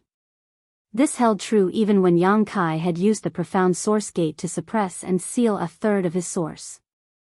Mo would have regained all of his strength and be even more powerful right now if it had not been for the many hidden hands Mu left behind. Zhang Ruoxi could only just barely challenge Mo to a fight with the help of the 9 palaces formation she formed with her 8 small stone race personal guard. In just a few hours though, the 8 small stone race masters were littered with cracks. It looked as if they could crumble into a pile of rubble at any moment now. Zhang Ruoxi tried her best to buy time, but she did not know how much longer she could continue to hold out. All she could do was fervently hope that Yang Kai could hurry up. Each time light and darkness collided, their respective powers wore down the other. Light dispelled darkness while darkness devoured light. Time and time again, Zhang Ruoxi and Mo continued to weaken each other. This was most evident in the way Ruoxi's white wings had dimmed and Mo seemed to have lost some of his prior madness. This is not a good sign. Zhang Ruoxi could tell that Mo, as the consciousness that sprung from primordial darkness, did not have full control over black ink strength. The years of growth and accumulation had made the power increase beyond Mo's ability to freely wield. That was the reason why her arrival bearing the strength of the primordial light had drawn out the frenzied resentment of the primordial darkness and caused Mo to lose his rationality. At the same time, Mo had an instinctive, obsessive yearning and protectiveness of Mu's spacetime river. Even his subconscious would not allow anyone to touch what Mu had left behind. As black ink strength clashed with Mo's consciousness, his actions began displaying contradicting desires. At times, he fiercely chased down Zhang Ruoxi, but at times, he turned back around to head for the spacetime river. Zhang Ruoxi relied on this dichotomy to provoke Mo and keep him occupied. However, once Mo regained his senses, it would not be so easy for her to do so. Although Mo currently possessed strength that surpassed all others, he was currently behaving like a wild beast without a sense of rationality, so Zhang Ruoxi could still deal with him by employing the right strategy. Even though Mo regaining his rationality meant that his raw power would be weaker, Zhang Ruoxi was not confident that she could stop him then. What one feared the most was often the very thing to occur. As the clashes continued, Zhang Ruoxi could sense that Mo's gaze was getting clearer. To make things worse, her personal guard could barely hold out anymore. That was not the only bad news though. Even her strength, which relied on her Heaven's Order bloodline to harmonize the powers of Yin and Yang, was beginning to show signs of instability. Her Heaven's Order bloodline was indeed powerful. It was the only thing that could bridge the powers granted by the burning light and serene glimmer. Thanks to Zhang Ruoxi's many years of diligent cultivation, she was finally able to reconcile the two opposing powers and draw them into her. As a result, she possessed superior strength. However, her ninth order cultivation was still quite weak in comparison to the powers of the burning light and serene glimmer. She could not withstand a prolonged fight that involved such overwhelming power. On the other hand, Zhang Ruoxi dared not hold back in a fight against Mo. She went all out with every strike, and as the number of clashes increased, her power became more and more unstable. Her personal guards were in bad shape and her strength was becoming unstable, so she knew she did not have much time left. Even so, she never once considered retreating. Instead, her eyes filled with determination as she made a decision. After yet another ferocious clash, the two figures separated. Zhang Ruoxi could clearly sense that even more cracks emerged on the bodies of the 8 personal guard behind her. Her grip on the heavens order sword tightened and she exhaled softly as her wings began to flap and her presence grew even more imposing. In the void opposite her, Mo stood unmoving with his head lowered. Just as Zhang Ruoxi prepared to strike once more, Mo raised his hand to block her. "You should stop now." Zhang Ruoxi did not listen. Her presence continued to intensify with no signs of stopping. Nevertheless, she could not ignore Mo's present state and could not help asking, "Have you regained your rationality?" Mo raised his head and looked at her. Although his eyes showed signs of a struggle, it was no longer in a state of madness. "I have to thank you for that," he replied. Zhang Ruoxi knew what Mo meant. Initially, the power of primordial darkness was still too strong for Mo to bear, causing his consciousness to devolve into a frenzied state. However, as he and Zhang Ruoxi continued to clash, the powers of light and darkness ate away at each other. Both their powers were weakened in the battle. Now that Mo's consciousness could overpower his strength, he regained some rationality. "That won't be necessary," Zhang Ruoxi coolly replied. Mo's brows furrowed ever so slightly. "You will die if you use that attack." Mo could tell that Zhang Ruoxi wanted to harness all of her remaining power to engage him in a final clash that would determine life or death. "You probably won't die, but you will suffer," Zhang Ruoxi said. "That's why you should stop." "I don't wish to kill you," Mo urged. Zhang Ruoxi showed no signs of stopping. She did not respond to Mo at all.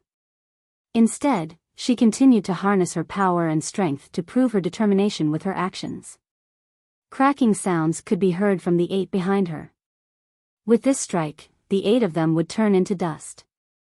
Mo's gaze turned cold as he snarled, "If you insist on dying, I am willing to fulfill your desire for death, but have you thought about what would happen to Yang Kai if you died?" Zhang Ruoxi was a little startled. "Sir would be deeply saddened by my death, right?" "That's enough for me." Zhang Ruoxi still showed no signs of backing down. Instead, she let out a faint smile. This made Mo exasperated as he could not resist saying, "Why are human women so stubborn? You think it's worth it to die at my hands to protect him, but have you ever thought about the guilt and torture the living would have to endure? If you truly want to act in his best interests, I advise you to calm down and look at things from his perspective. You staying alive should come before everything else." Zhang Ruoxi stared at Mo in shock this time, brimming with confusion. "What's going on? The one who wields the darkest of all powers that exist is attempting to reason with me during a life and death moment."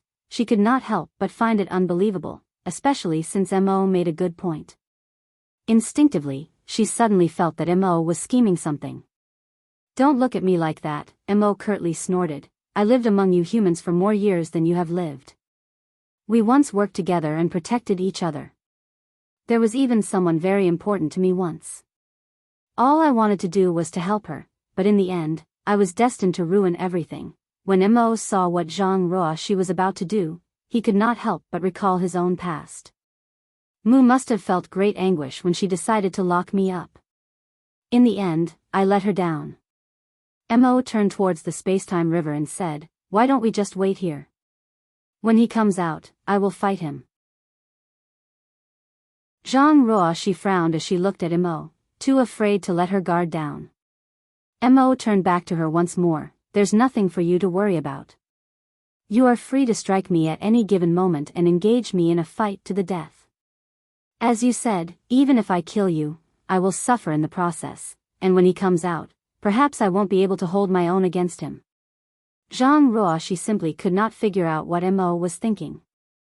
It would indeed be great for her if she did as Mo suggested.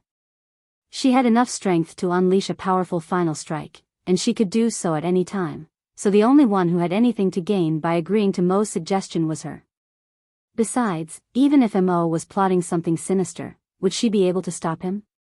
If Mo is truly willing to simply stop and wait now, once Sir comes out, he and I can attack Mo together. You better not do anything rash. After hesitating for a brief moment, Zhang Ruoxi withdrew her imposing aura. Naturally, Mo smirked as it remained standing in place. Zhang Ruoxi nodded. The two masters who had been dueling in a brutal, all-out fight to the death now stood together in the void, waiting in silence. Sure enough, life was unpredictable. Zhang Ruoxi was still on guard, so she led her 8 personal guards over to a spot between Mo and the space-time river to block Mo. Mo saw what she was doing and showed no inclination of stopping her, puzzling her even further. That being said, she had never encountered Mo before. She imagined Mo to be a brutal, sinister, and vicious existence, but after interacting with him herself, she realized that was not the case. Though confused, as Zhang Ruoxi stared into Mo's eyes, she had a vague inkling and could not help but ask, "What do you want to do?" Mo's gaze went past her and stared at the massive space-time river as he asked, "It's very grand and beautiful, isn't it?" Zhang Ruoxi did not answer Mo's question, instead frowning in doubt, "So what if it is?" "It saved me from endless darkness," Mo replied, "so, to me, it is the light." This is what she left behind, and since she has chosen a successor, I want to see what happens. If her successor can kill me, it won't be a bad way for me to die. After a pause, Mo continued with a heavy heart, "When it comes down to it, I did something I shouldn't have. It only stands to reason that I pay the price for it. If you wish to die, I can fulfill your wish for you." Zhang Ruoxi shot back. Mo eyed her coolly, "Only the person who gave me my new life can kill me. No one else has the right to do so." Marshall Peak, Chapter 5985, Perseverance. Alas, the one who had the right to kill Mo was no longer around and nothing mattered to him anymore. Everything and everyone in existence was meaningless and he could kill them off as he desired without feeling any hesitance. Zhang Ruoxi and Mo stood opposite each other outside the space-time river. She remained vigilant at all times, but Mo did not do anything. He simply stared at the space-time river that cut through the void and watched as it churned. Meanwhile, the human race army was snaking its way through the large battlefield as it constantly attacked the Black Ink clan army's front lines to weaken them. The humans were actually able to make good progress.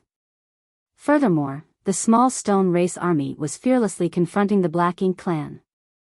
Many lives came to an end with every breath. A battle of this scale had never been seen before. The 3 parties out on the battlefield numbered into the billions when combined. The small stone race army consisted of hundreds of millions while the Black Ink clan army was twice as large.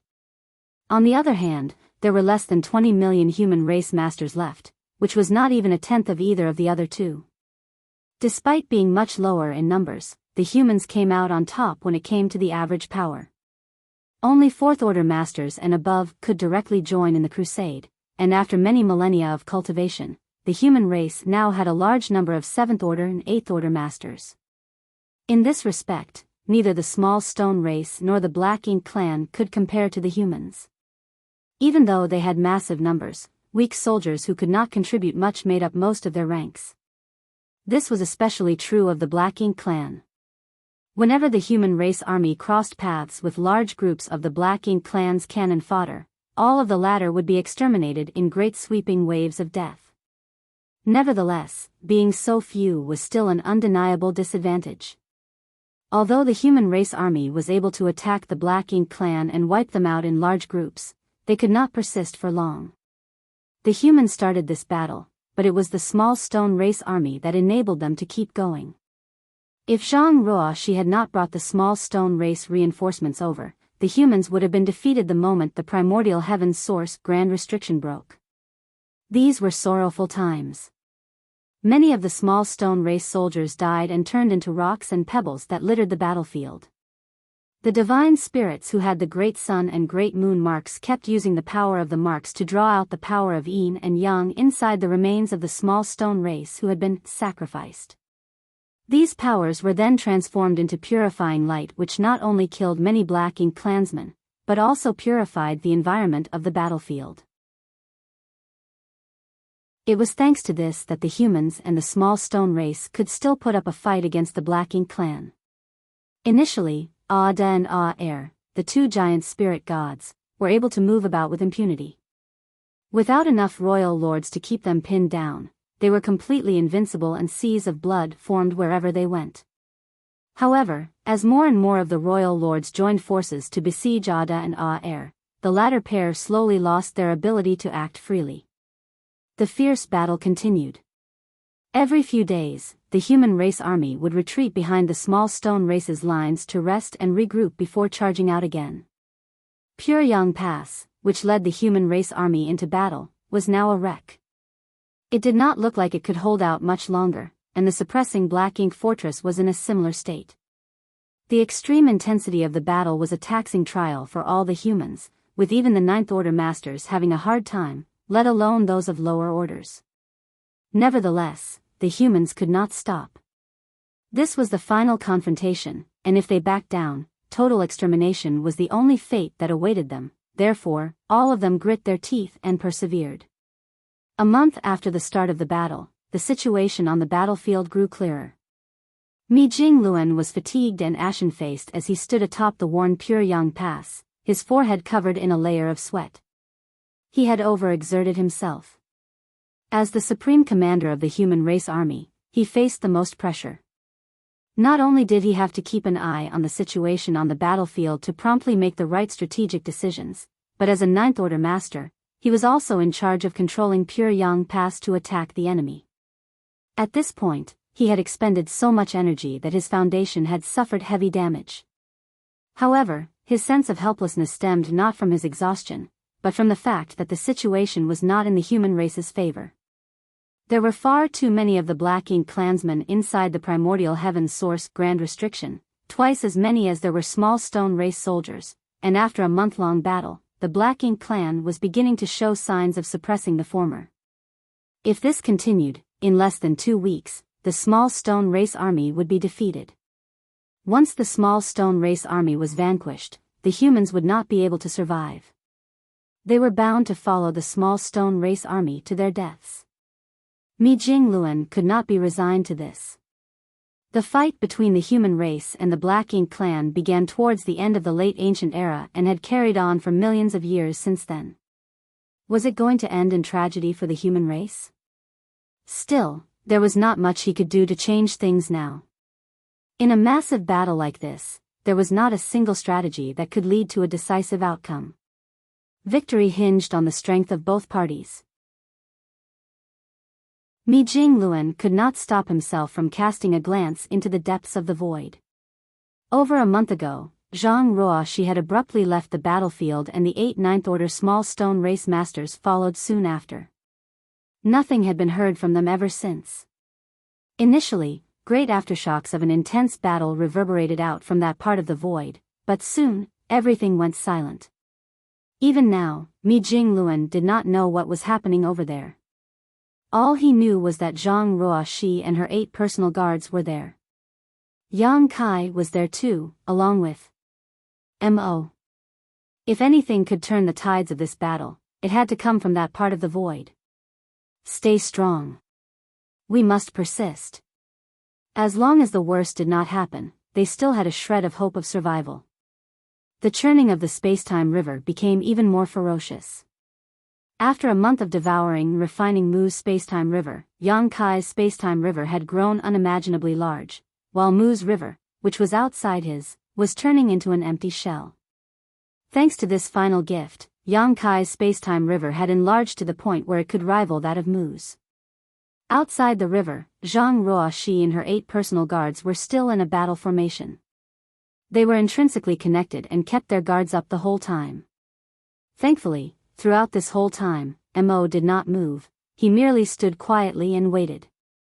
At last, a resounding splash sounded and the space-time river which had meandered across the void for countless eons was completely destroyed. It was replaced by another river that was comparable to it, but the new one was churning even more ferociously and its water seemed even more forceful. This was not a sign that Yang Kai had surpassed Mu in strength. Instead, it was a result of his inability to fully control this sudden growth in strength. If Yang Kai had full control over the power of his river, it would be completely still and silent, not causing such a huge commotion like now. Zhang Ruoshi had to fight the urge to turn around and look, her expression grim. Just a moment ago, she clearly sensed a flash of murderous intent coming from Mo. Mo did not bother to hide it at all. Apart from the clear murderous intent, Zhang Ruoxi also picked up a sense of hatred and regret. As she sensed the churning of the Tao strengths behind her, she knew that Yang Kai had succeeded. Though, she had no idea what he did.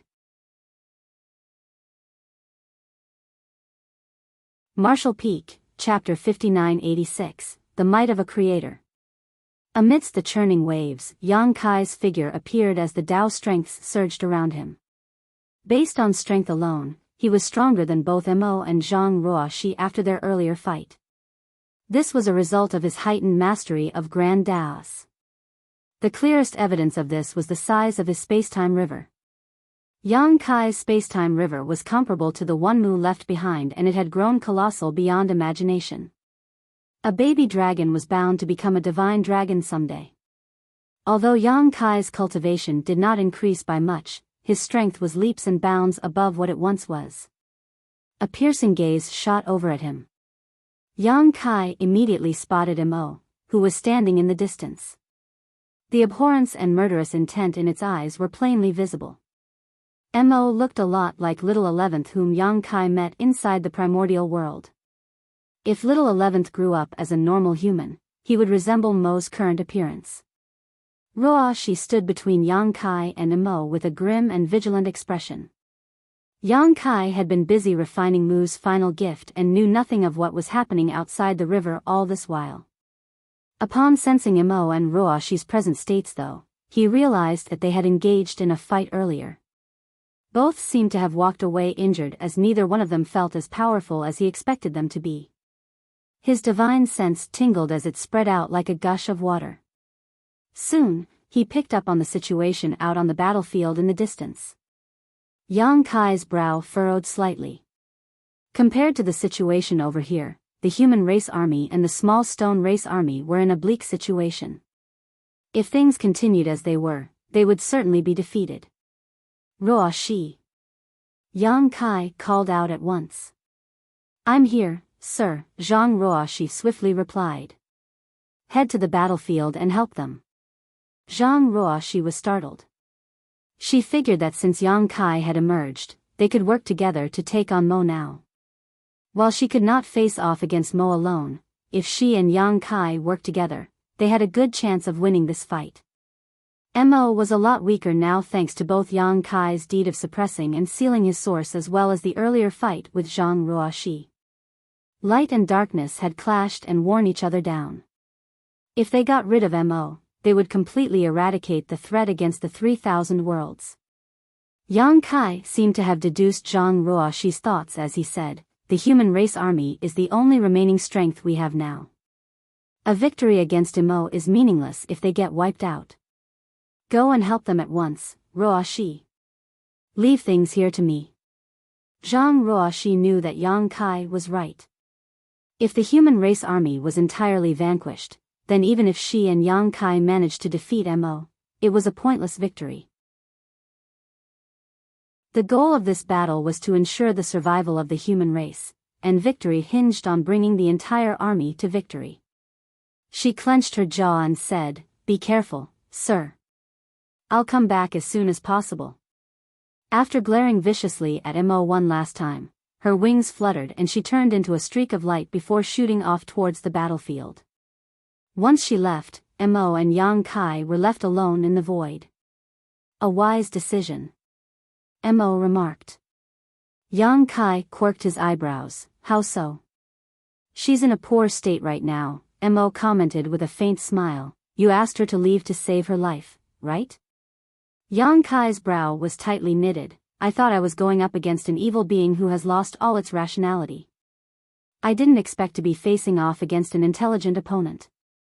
This makes things a lot more challenging." With just one look, Yang Kai noticed Zhang Ruoxi's condition. Although he did not know what would happen when the Heaven's Order bloodline harmonized the powers of Yin and Yang, he could tell that the 8 Ninth Order small stone race masters behind Ruoxi were on the verge of crumbling apart. As the core of the 9 Palaces formation, she was undoubtedly shouldering the heaviest burden. If she stayed here and partook in the fight against Mo, once the 8 fell apart, Ruoxi would be doomed once Mo found the chance to strike her down. Naturally, protecting Ruoshi was not the only reason why Yang Kai told her to leave. The human race and the small stone race were in dire need of help too. They were bound to lose if they did not receive any outside intervention on the battlefield.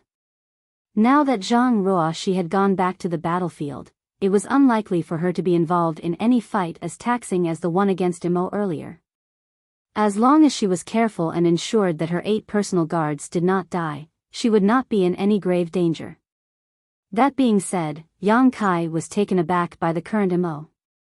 As Yang Kai said, he thought he would be facing an evil being without any sense of rationality. However, Imo was evidently able to think and act calmly. Yang Kai would much rather go up against a senseless killing machine, as it was easier to deal with an opponent like that. "I'm surprised you didn't stop me from devouring and refining Mu's spacetime river," Yang Kai spoke up. While refining the gift from Mu, he was vigilant against the possibility of Mo interfering, but the latter did not do anything else after his initial attempt was interrupted. Although Zhang Ruoshi had come over in time to occupy Mo, what Yang Kai saw when he came out was simply a silent standoff between Mo and Ruoshi. It was entirely unexpected. He knew that Mo could have chosen to forcefully break away from Ruoshi, though he would have to pay a price. However, from Mo's standpoint, stopping Yang Kai from refining Mu's river had to be the primary goal, and it would have been worth paying a price to accomplish that. After hearing Yang Kai's comment, Mo lowered his eyes and let out a soft sigh. "Did Mu leave something in the river to be used against me?" Yang Kai nodded. "You noticed that, as expected. Mu had left her spacetime river for someone who would succeed her, but it was impossible to refine the entire river in the blink of an eye. During that time, Mo was bound to interfere. It was not surprising that someone with as much intelligence and foresight as Mu had considered this and left something behind inside the river to target Mo. If Mo entered her river, he would end up stumbling around the endlessness of spacetime in a hazy daze and would not be able to find Yang Kai. What Mo said to Zhang Ruoshi earlier was simply for the sake of convincing her. Even if she did not try to stop him, he would not enter the river unless absolutely necessary. But without entering the river, he would not be able to locate Yang Kai, and thus, he would not be able to stop the latter from devouring and refining it. With all that Mu had set in place, Yang Kai had guaranteed success at refining the river. Mu had been wise and insightful, and naturally, Mo knew her incredibly well. After spending all those years together, both she and Mo had a thorough understanding of each other. Just as Mu predicted the possibility of Mo entering the river, Mo also figured that Mu would have left behind countermeasures to deal with him as well.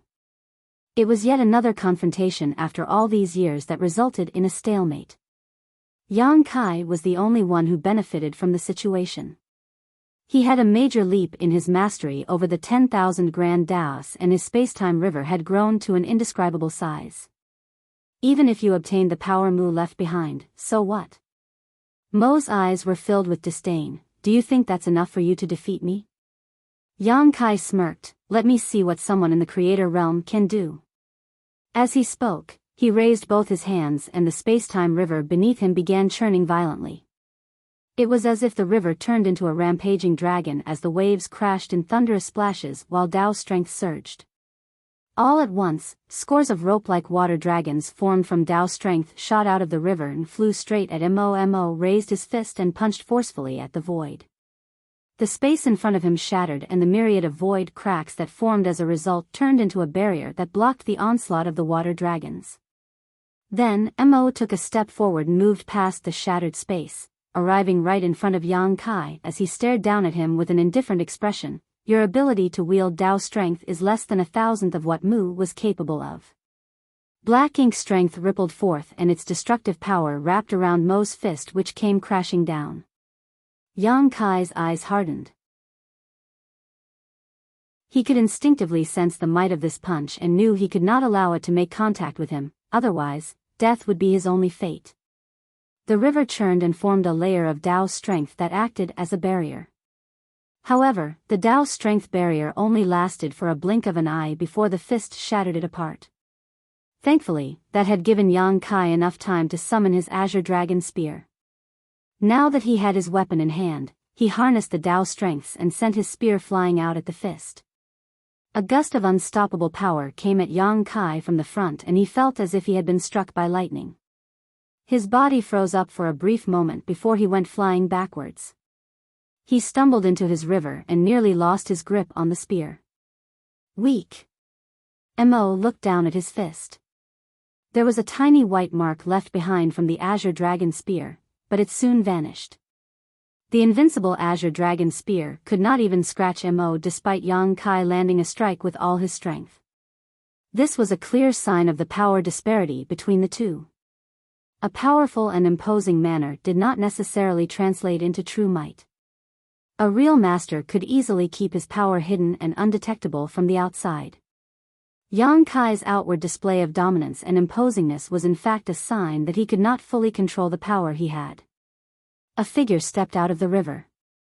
It was Yang Kai who had been pushed back inside it earlier. His expression was grim. Even though he deduced that he was not strong enough to be Mo's equal right now, he did not expect their disparity to be this big.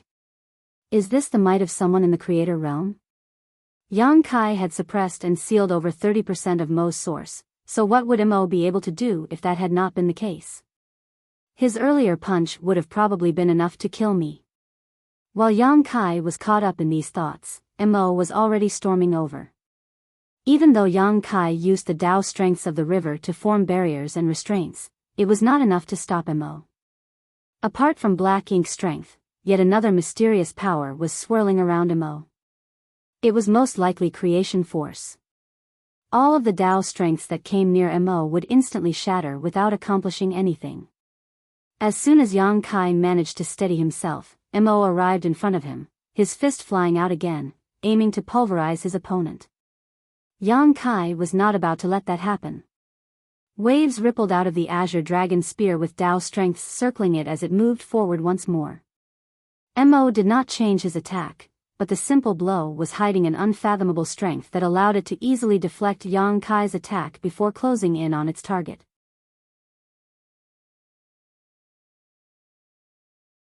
Martial Peak, Chapter 5987, Absorbing Tao Strengths. In that moment of crisis, Yang Kai's Azure Dragon Spear suddenly vanished from his hand as he stowed it away. Following that, he grabbed Mo's shoulder with both hands and flung himself backwards in an attempt to drag Mo into the spacetime river. The short exchange just now made it clear to Yang Kai that he was unable to hold his own against Mo right now. Since that was the case, he needed to bring the fight to an advantageous environment for him, and the spacetime river was an excellent choice. Yang Kai was confident that as long as he was able to drag Mo into his spacetime river, he would be able to unleash even more powerful attacks that could perhaps be enough to deal with this enemy. However, before Yang Kai could do anything else, Mo kicked him. Yang Kai felt his chest caving in as he fell into the river. Waist. Mo stood above the river. The torrential waves fiercely charged at Mo, but they would die out once they were within 10 steps of him, filling his eyes with disappointment. Mu's successor is weaker than I thought. He's not even stronger than that woman earlier who wielded a portion of the primordial light's power. At the very least, she'd been able to cause a bit of trouble for me, but Mu's successor is nothing more than a child. As Mo quietly eyed the spacetime river beneath him, he lightly raised his hand. In that case, I shall destroy it all.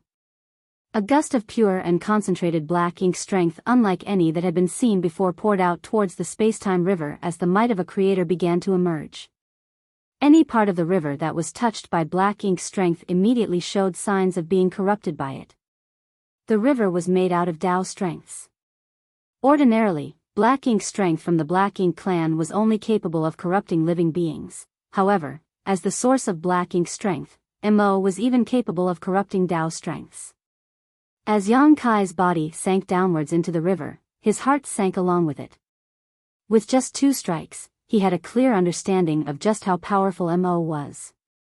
I definitely won't be able to defeat him. Yang Kai coughed lightly and the stench of blood filled his mouth. He was now a divine dragon with thick skin and hard flesh, impervious to most ordinary strength, but a simple kick from Mo was enough to break a few of his ribs. It had been a long time since he last suffered such injuries. The pain of his broken bones sticking into his organs cleared his mind, and in the very next breath, he sensed the changes happening to his space-time river. He realized the severity of the situation. If Mo was allowed to continue what he was doing, sooner or later, his space-time river would be completely corrupted by black ink strength. He would lose all his Tao strengths, and even if he did not die, he would become crippled and useless. The urgent sense of danger consumed Yang Kai, and he knew that if he did not do something soon, it would be too late. After stabilizing himself, Yang Kai gathered his thoughts and wielded all the strength he could muster. The next instant, his body turned into an invisible black hole that devoured large amounts of the river's water. He was refining the Tao strengths and absorbing them into his body. Yang Kai had been able to put away his original space-time river and summon it out when he wanted to deal with his opponent because he had gained the river through hard work and diligent cultivation. It was the manifestation of his own Tao strengths. However, the gift from Mu had been too overwhelming. Even though he used his space-time river to devour and refine Mu's space-time river, which led to a great increase in his mastery over the 10,000 grand Taos, he now had a problem on his hands too. He did not have full control over his new space-time river. Currently, he was like a 3-year-old who was trying to wield a massive sledgehammer. Though the sledgehammer was powerful, he could not even lift it. That was the reason why he could not fight back against Mo. It was to the point where he seemed even weaker than Zhang Ruoxi. After all, Ruoxi had diligently cultivated for some 2,000 years in the chaotic dead territory. By using her Heaven's Order bloodline to harmonize the powers of Yin and Yang to a level where she could control it, she was able to unleash all of that power freely. There was only one way for Yang Kai to deal with his current situation, and that was to refine the Tao strengths and absorb them into his body. That was the only method for him to gain control over his new space-time river and be strong enough to oppose Mo. It was an extremely dangerous move. If he were careless for even a moment, he would explode from the overwhelming power of the massive space-time river and would undoubtedly die. That was the reason why Yang Kai did not choose to do so earlier, but under the present circumstances, he had to throw caution to the wind and take the risk. As he did this, a huge vortex emerged on top of the river. It looked like a large mouth that was swallowing the water. Meanwhile, Mo was still channeling his black ink strength and corrupting the river. By doing so, Mo could even absorb the river and strengthen itself. After seeing the appearance of the vortex though, Mo's eyes flashed with an unreadable glimmer as he scoffed, "You finally realized it?" Mo had spent many years with Mu and understood the space-time river far better than Yang Kai did, so he could immediately tell what Yang Kai was doing when he saw the movement of the river. Both of them continued to refine the power of the space-time river which rapidly shrank before them. When it came down to it though, this was still Yang Kai's space-time river. Thus, Mo could not refine it as quickly as Yang Kai could. It could be said that Yang Kai and Mo were devouring the river at a ratio of 7-3. Beneath the river, Yang Kai's face had turned red as his dragon vein throbbed with ferocity within him. The Tao strengths he devoured and absorbed into his body made him feel as if he were going to explode. He even had the urge to transform into a divine dragon. Nevertheless, he squashed down this thought. Although turning into a divine dragon could ease the pressure on his body, there was still a limit. It would not make a difference if he could not find a way to surpass that limit. Therefore, he chose to grit his teeth and bear it. Thankfully, he had endured a similar kind of pressure when he first started taking in the gift Mu left behind and was now able to have a marginally easier time with it. As time passed, the massive space-time river had shrunk by about 30%. Beneath the river, Yang Kai was surrounded by Tao strengths, while above the river, Mo's aura had grown a lot stronger too. All of a sudden, Yang Kai's eyes hardened. As he continued to devour the power of the river, he raised his hands and snarled, "Rise." The space-time river that cut across the void seemed to abruptly come to life as the water churned and the waves came crashing down at Mo's gaze darkened as he swiftly backed off. He knew that even with his present strength, he would have a hard time if he was struck by the full force of the space-time river. His eyes briefly flickered with surprise as he did not think that Yang Kai would be able to gain control over the space-time river so quickly.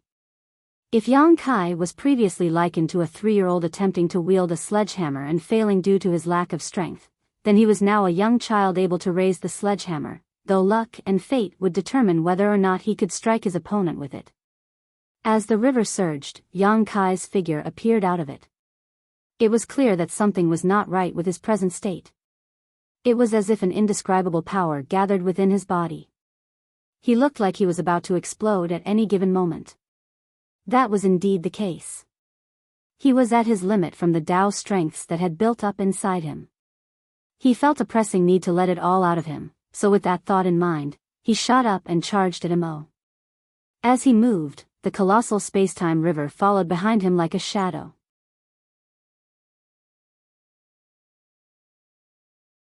Marshall Peak, Chapter 5988, Battle to the Death. In a flash, the two silhouettes collided and a fight broke out. Yang Kai took the offensive and pushed out Tao strengths with each strike. He had to release the Tao strengths which had accumulated inside his body, otherwise, he ran the risk of exploding. As a result of his ferocious attacks, Mo had to focus and fight back as well, using black ink strength to clash with and wipe out the rampaging Tao strengths. Even in the midst of the fight, Yang Kai did not stop devouring the space-time river. There was a large vortex behind him that was sucking the river water into his body. As Yang Kai continued absorbing Tao strength into his body, the power he could wield grew stronger and his attacks became more intense. After exchanging a dozen blows, Yang Kai suffered a hit from Mo and flew backwards into the river. However, he soon emerged and charged at Mo once again. Although he faced setbacks, Yang Kai showed no sign of despair. Instead, his thirst for battle grew even stronger. During the first clash between the two, Mo could send Yang Kai flying back into the river as soon as he emerged. Despite being a ninth-order master, Yang Kai could not fight back at all. Yet, he could now hold out against Mo for a brief moment. This was the result of his absorbing the Tao strengths into his body. It was also the reason why he could control even more of the river's power. I can do better than this. Yang Kai firmly believed, as long as I can control the entire river, I'll be powerful enough to challenge Mo.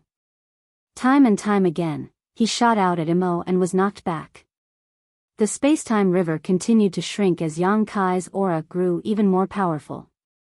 As time passed, Yang Kai was able to hold out against Mo for increasing amounts of time.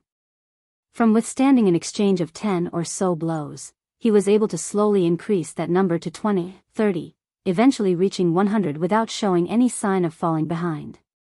This seemed to set Mo off and his attacks grew even more vicious as murderous intent surged. Yang Kai used the profound source gate to suppress and seal over 30% of Mo's source, which weakened the latter by a fair amount. Mo's power had also been further weakened after the fight with Zhang Ruoxi. That being said, he had corrupted a sizable chunk of the river's power with black ink strength, which allowed him to make up for what he lost in the fight with Zhang Ruoxi. Mo was even more powerful now than when he first woke up. In a short amount of time, Yang Kai was able to go from being completely powerless against Mo to just barely holding out against him, but that was already his limit. He couldn't defeat Mo in his current state. Not enough. Not nearly enough. Even if I gain control over the remaining river, it's unlikely that I'll be able to kill him. If Mo, the one behind everything, did not die, then the threat against all of existence would endure. Using the profound source gate to suppress and seal Mo's source had been the right thing to do.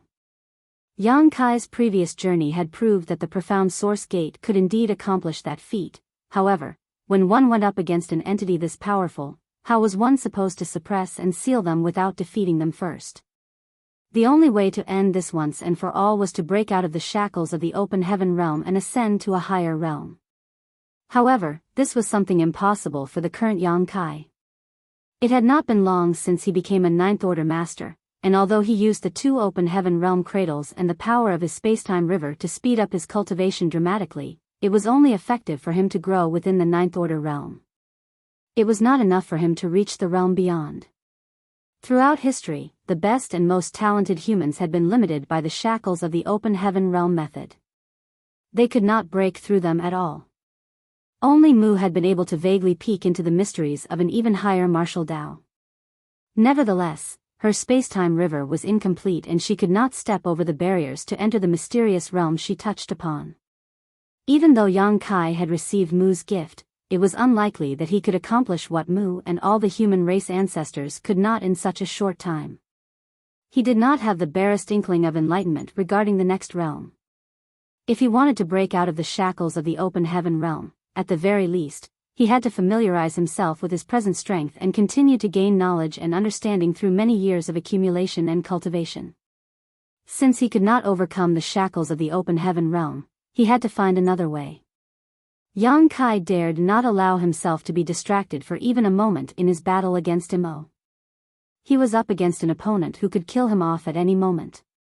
Over and over again, Yang Kai was sent flying backwards into the river.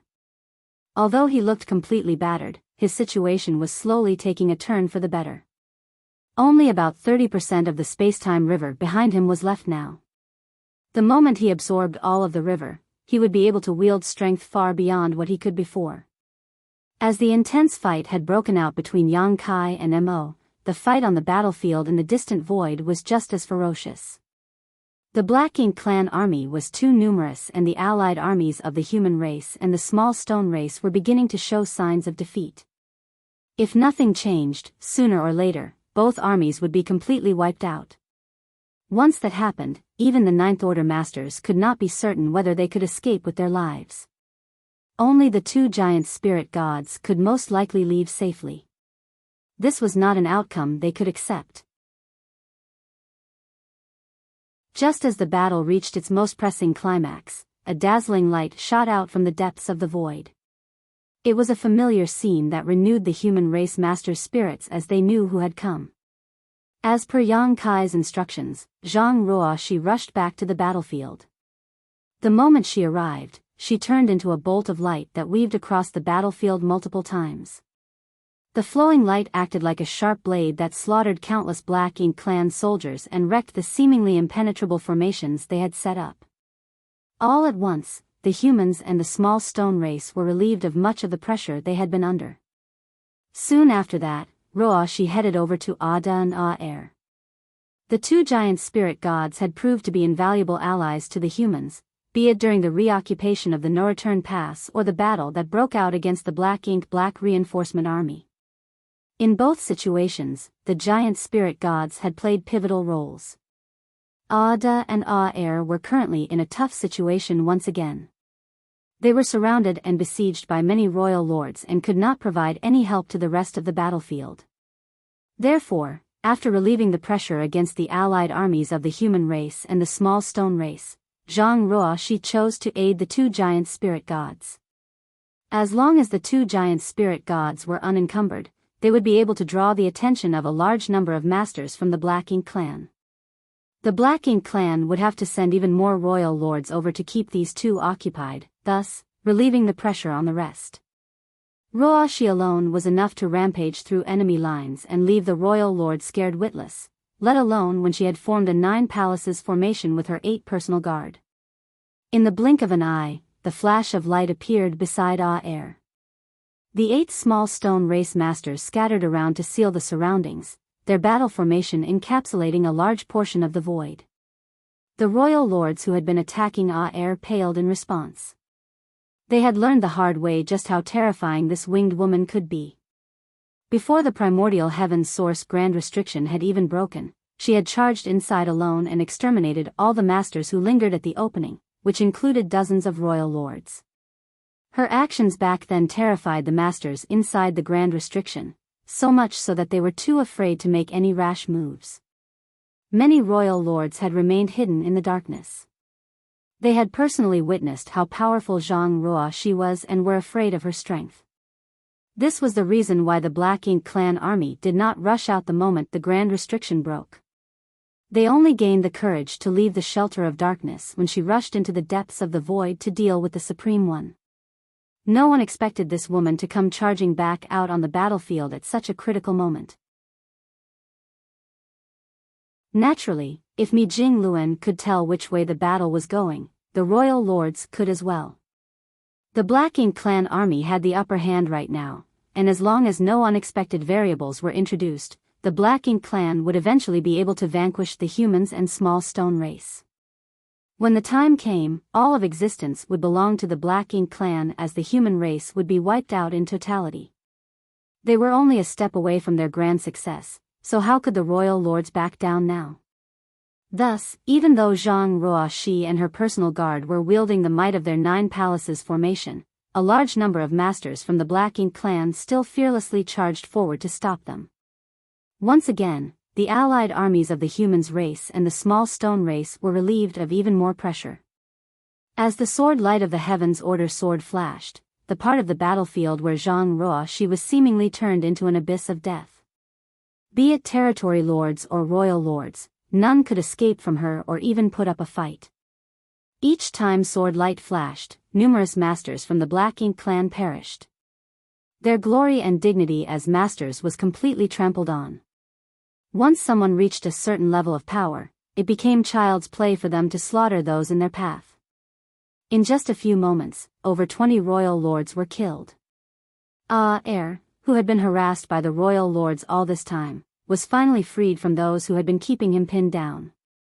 With a loud roar, he began attacking the nearby royal lords. However, before he could truly unleash his strength, a new group of royal lords rushed over. The Black Ink clan could tell that the allied armies no longer posed a threat to them, and they could use their advantage in numbers to keep them occupied. At this moment, the only ones who posed a threat to the Black Ink clan were Zhang Ruoxi and the 2 giant spirit gods. Thus, they had to stop these 3 no matter what. Even if it cost them the lives of their royal lords. On this part of the battlefield, royal lords and territory lords fell like leaves from a tree in a howling storm.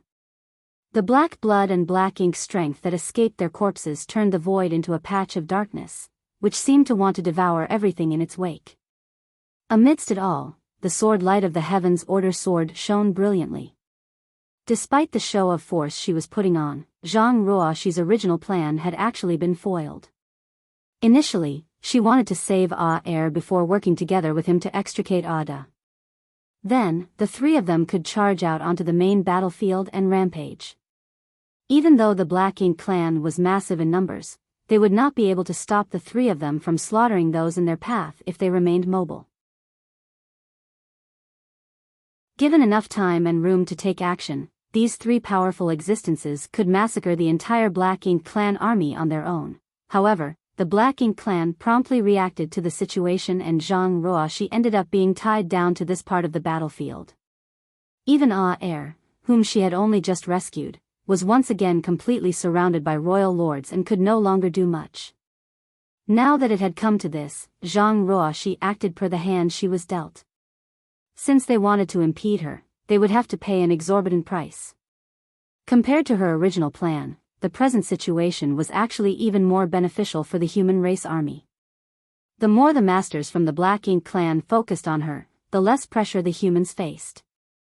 In fact, if she managed to kill off enough royal lords, she would undoubtedly be helping the allied armies secure the final victory. Thus, Zhang Ruoxi was not upset by the Black Ink clan's actions. On the contrary, it suited her just fine. The royal lords came at her one after the other. They all turned into corpses under the Heaven's Order sword, but even so, none of those from the Black Ink clan showed any inclination to retreat. For both the human race and the Black Ink clan, this was the final battle that would decide their fate. They could not back down no matter what. This was a make-or-break battle that would determine who would go down in history as the ultimate victor.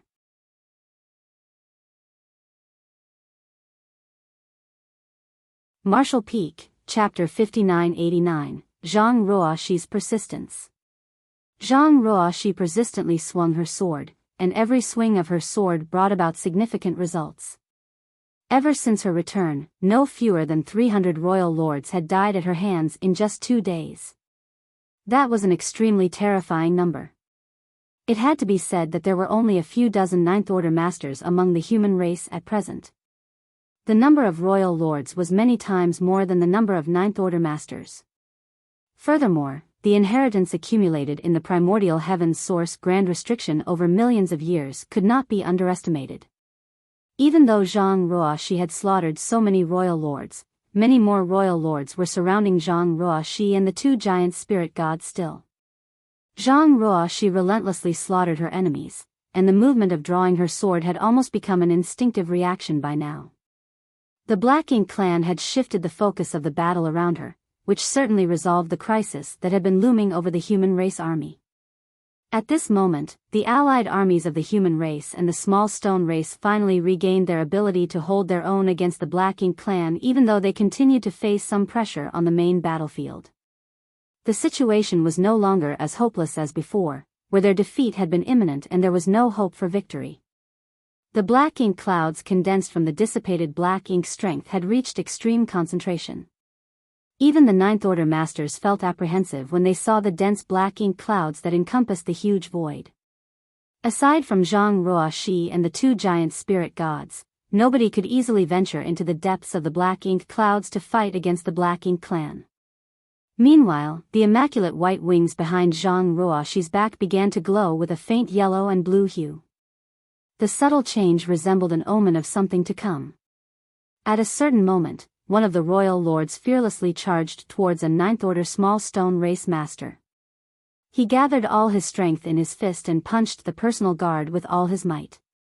The personal guard staggered from the blow, then it immediately followed up with a violent counterattack that immediately killed the royal lord.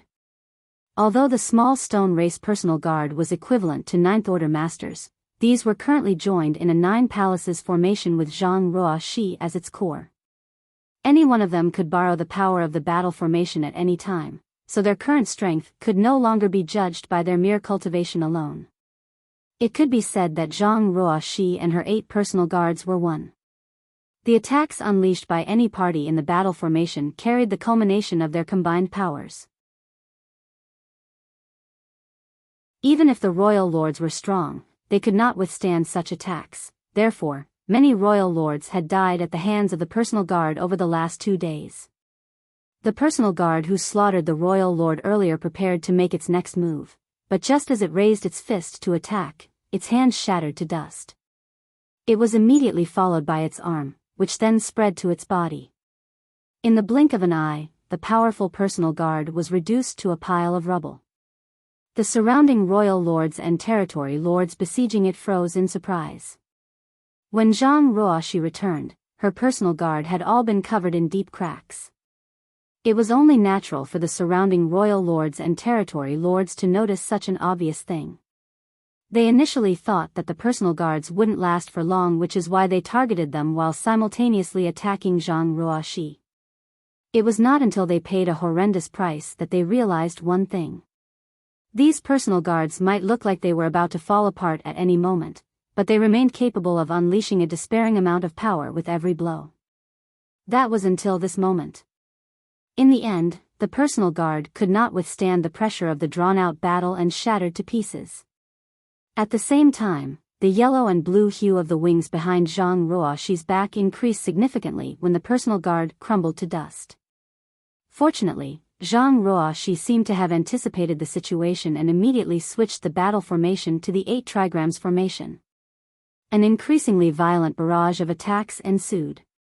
After the first personal guard shattered to pieces, the Black Ink clan suddenly saw hope in regard to their struggle to defeat Zhang Ruoxi.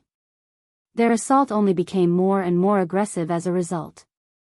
Half a day later, the second personal guard shattered to pieces and the 8 trigrams formation subsequently changed to the 7 stars formation. Another half day passed, and the third one broke apart. When Zhang Ruoxi led her personal guard against Imo, they sustained indelible damage during the battle. If there had been enough time, she would have allowed them to rest and recover. Unfortunately, they were in the middle of a large-scale battle. There was no time for them to even catch their breaths, much less recuperate from their wounds. They only managed to persist until now because the intensity of the current battle paled in comparison to her solo battle against Imo. Even so, her personal guard had finally reached their limits. One after another, they crumbled to pieces. Their destruction also signified that the battle formation was steadily weakening. As the battle formation weakened, the power they could exert was also considerably reduced. At the same time, the yellow and blue hue of the wings behind her back became extremely obvious. When the sixth personal guard shattered, Zhang Ruoxi forcefully changed the battle formation to the most basic Three Fortunes formation. At that moment, the Black Ink clan finally saw the light at the end of the tunnel. It would not take much longer to defeat her. A voice abruptly sounded in Zhang Ruoxi's mind, "Silly girl, you can't carry on in such a reckless manner. At this rate, you will soon struggle to maintain the balance between yin and yang. You will die if that happens." In the chaotic dead territory, Zhang Ruoxi spent 2,000 years harmonizing the power of yin and yang using her Heaven's Order bloodline. By doing so, her strength surged to unprecedented heights. She rapidly grew from an Eighth Order master to a mighty existence who could fight against Imo alone. Nevertheless, she was still just a master at the peak of the Ninth Order without the power she was granted by the burning light and serene glimmer. Previously, she had maintained a balance between the powers of yin and yang with her bloodline, and both Big Brother Huang and Big Sister Lan had remained sleeping deep within her body. However, they were beginning to regain consciousness as a result of her continuous fights and the deaths of her personal guard. That was not a good thing for her. The situation indicated that her bloodline was starting to have trouble maintaining a balance between the power of yin and yang. Just as Big Brother Huang said, if she were to lose control now, a master at the peak of the Ninth Order like her would not be able to withstand the pressure of their rampaging power and would instantly perish. Zhang Ruoxi remained silent. Forming the Three Fortunes formation with her two remaining personal guards, she persisted in her slaughter. At this moment, the number of Black Ink clansmen gathered around her had reduced significantly. Their numbers were far less than their initial numbers due to her desperate slaughter of her enemies. No matter how many there was bound to be a time when they were completely obliterated. At this juncture, the masters from the Black Ink clan were no longer as desperate as they were before, though. Instead, they constantly wandered around her and forced her to expend her energy while keeping themselves safe from harm. They were evidently waiting for the destruction of her two remaining personal guards. Once she lost the support of the battle formation, the threat she posed towards the Black Ink clan would be greatly reduced. Realizing that, Big Brother Huang sighed and said no more. He knew that Zhang Ruoxi couldn't stop fighting at this time. After all, this battle was related to the survival of the entire human race. The slightest wavering would lead to their eternal doom. There was only one thing he could do for her at this moment. He attempted to cooperate with Big Sister Lan, trying to coordinate the power of the yin and yang in her body and prevent the balance between their respective strengths from being broken. Unfortunately, what they could do was extremely limited. The situation gradually developed in the direction that the Black Ink clan were hoping for. When the seventh personal guard shattered to pieces, it became impossible for Zhang Ruoxi to form a battle formation with just her last personal guard. The Black Ink clan had been waiting a long time for this very moment, and they immediately swarmed forward and tore the last personal guard apart. In an instant, Zhang Ruoxi sunk into the dire situation of fighting a solo battle. Meanwhile, Da and Ah were also being restrained by many masters from the Black Ink clan. They could not break free to help her. Death slowly approached her. Just as she was at her most vulnerable, something resembling a violent torrent suddenly tore through the dense layers of the Black Ink clan army and swiftly approached the battlefield where she was located. It was none other than the human race army that had been fighting fiercely this whole time.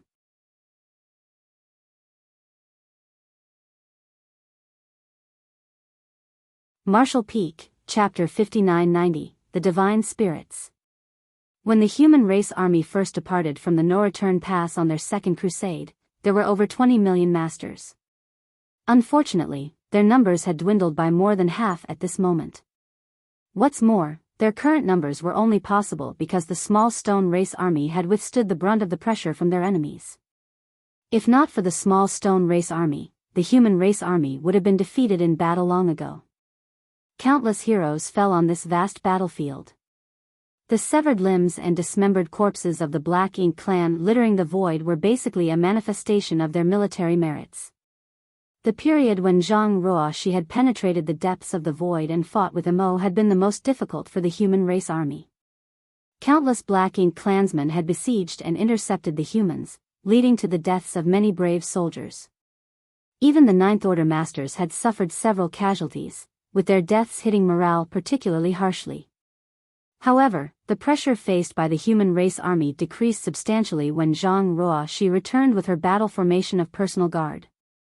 She was the reason why so many masters from the Black Ink clan were killed. In such a fierce and chaotic battlefield, the slightest negligence could be fatal.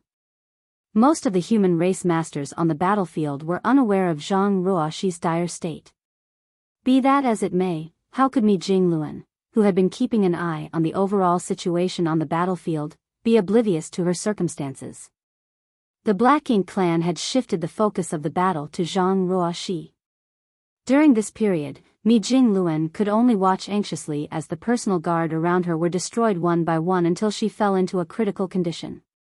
Zhang Ruoxi was undoubtedly one of the keys to winning this war.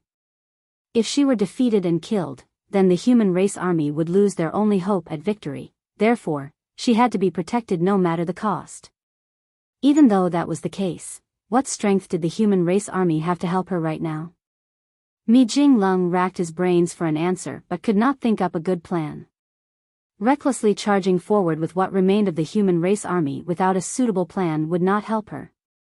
In fact, his actions would only place the humans in greater danger instead. At this moment, the human race army could borrow the strength of the small stone race army to offset the pressure from their enemies. However, that was only possible thanks to the cooperation between the human race army and the small stone race army. If they charged out, they would be separated from the small stone race army. Under such circumstances, the pressure that the humans would have to withstand on their own was unfathomable. At the critical moment, a blood-drenched Yang Shao suddenly rushed towards Mi Jingluan, and after a brief conversation, the latter made up his mind. Under his command, the human race army instantly condensed their forces into an attack formation, broke through the Black Ink clan's heavy encirclement, and charged towards Zhang Ruoxi like a violent storm. At this moment, many top masters from the Black Ink clan had been slaughtered by Zhang Ruoxi, and out of those that remained, more than 100 royal lords were working together to restrain Ada and Air while nearly 200 surrounded Zhang Ruoxi. Therefore, the human race army was not facing much pressure at the moment. It could even be said that the Black Ink clan no longer considered the human army a worthy opponent. As long as the royal lords defeated Zhang Ruoxi, the humans would be helpless to resist when they finally turned around to deal with them. The Black Ink clan's underestimation was the reason the human race army successfully broke out of the encirclement. The strange movements of the human race army naturally caught the attention of many masters from the Black Ink clan. They might not know what the human race army was planning, but they had finally pushed Zhang Ruoxi to the brink of desperation after sacrificing so many of their masters. How could they allow for any external interference at this time? Dozens of royal lords immediately turned around and charged towards the human race army while a massive number of Black Ink clan soldiers pursued the humans from the rear. Under these circumstances, the human race army would be facing enemies from the front and back if they did not quickly escape the besiegement of the royal lords. Only an extremely disastrous ending awaited them if they were engulfed by the enemy in their current state. When the royal lords took action, Zhang Ruoxi also made her move. She attempted to slash her way through the heavy blockade and join the human race army. However, numerous masters from the Black Ink clan fearlessly threw themselves at her to obstruct her path. They did not seem to hesitate even though their lives were on the line. Hence, she was successfully prevented from escaping for some time. By this time, Zhang Ruoxi was exhausted beyond her limits. After she departed from the chaotic dead territory, she rushed to the battlefield without delay. Once she arrived, she not only fought countless royal lords, but she also expended her strength to open the void corridor that connected to the chaotic dead territory. Afterwards, she delved into the depths of the opening in the primordial heaven's source grand restriction and wreaked havoc there for some time before she engaged Mo in an intense battle.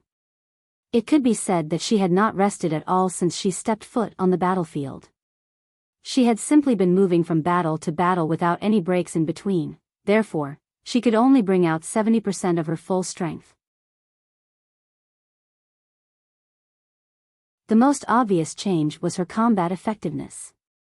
She used to be able to kill a royal lord in one blow, but now it took her multiple strikes to kill one. It would not be easy for her to join up with the human race army when she was being besieged by so many masters from all directions. At this moment, a figure abruptly soared into the sky. Raising both hands high, he clenched his fists and roared furiously, "Burn!" The 2 marks on his clenched fists flashed with a blinding light. 7 figures rushed into the sky behind him. Every one of them also had mysterious marks shining brightly on the backs of their hands. These marks indicated that these people were blessed by the sun's burning light and moon's serene glimmer. Yang Kai had brought these marks from the chaotic dead territory and bestowed them to 10 divine spirits many years ago. These divine spirits had been scattered throughout the various battlefields.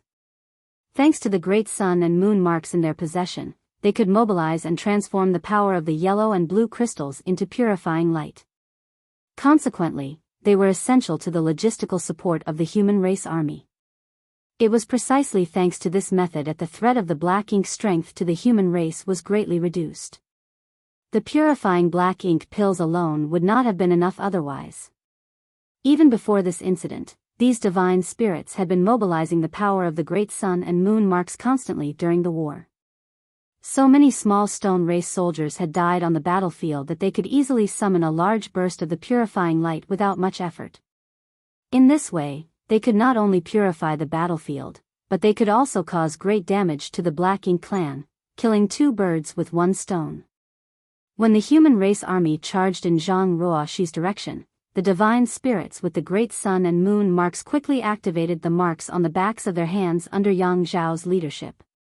Zhang Ruoxi, who was besieged by countless royal lords, saw the scene from a distance and immediately understood their plan. A smile appeared on her exhausted face.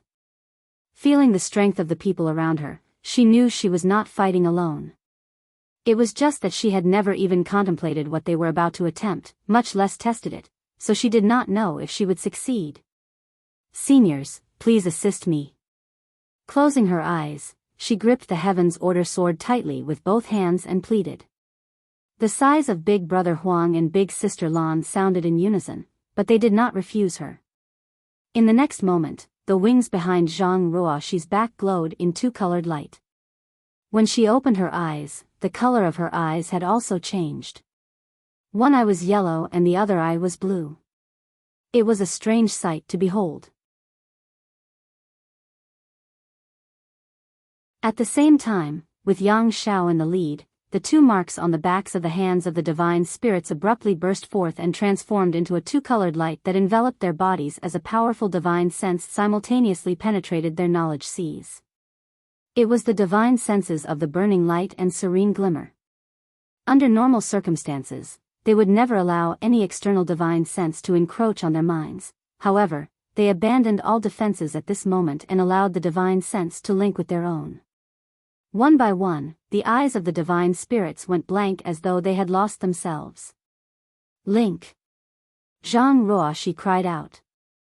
With herself as the source point, various rays of aura instantly connected with each other across the distance and became closely intertwined. Her aura, which had initially begun to dwindle, suddenly surged and shook the surrounding void. The royal lords paled at the sight. "Success!" Relief washed over Mi Jingluan at the sight. This was Yang Zhao's suggestion. When the 8 personal guards shattered to pieces, it became impossible for Zhang Ruoxi to form a battle formation. She would never escape from the besiegement of so many masters from the Black Ink clan in her current condition, so it was only a matter of time before she suffered a tragic death. The Black Ink clan would be free to attack the human race army once Zhang Ruoxi died, which would undoubtedly result in the human race's defeat.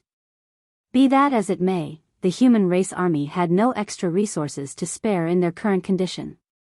The very idea of helping Zhang Ruoxi was nothing more than a fool's dream unless somebody could form a new 9 palaces formation with her. Although they had enough 9th Order masters to fulfill the requirements to form a 9 palaces formation, it was not easy for them to actually pull off such a feat even if 8 Ninth Order Masters were sent to help Zhang Ruoxi. Even if they trusted her wholeheartedly, it would be impossible for them to join forces and form a 9 palaces formation in such a short time. After all, this was not solely a matter of trust but also of compatibility.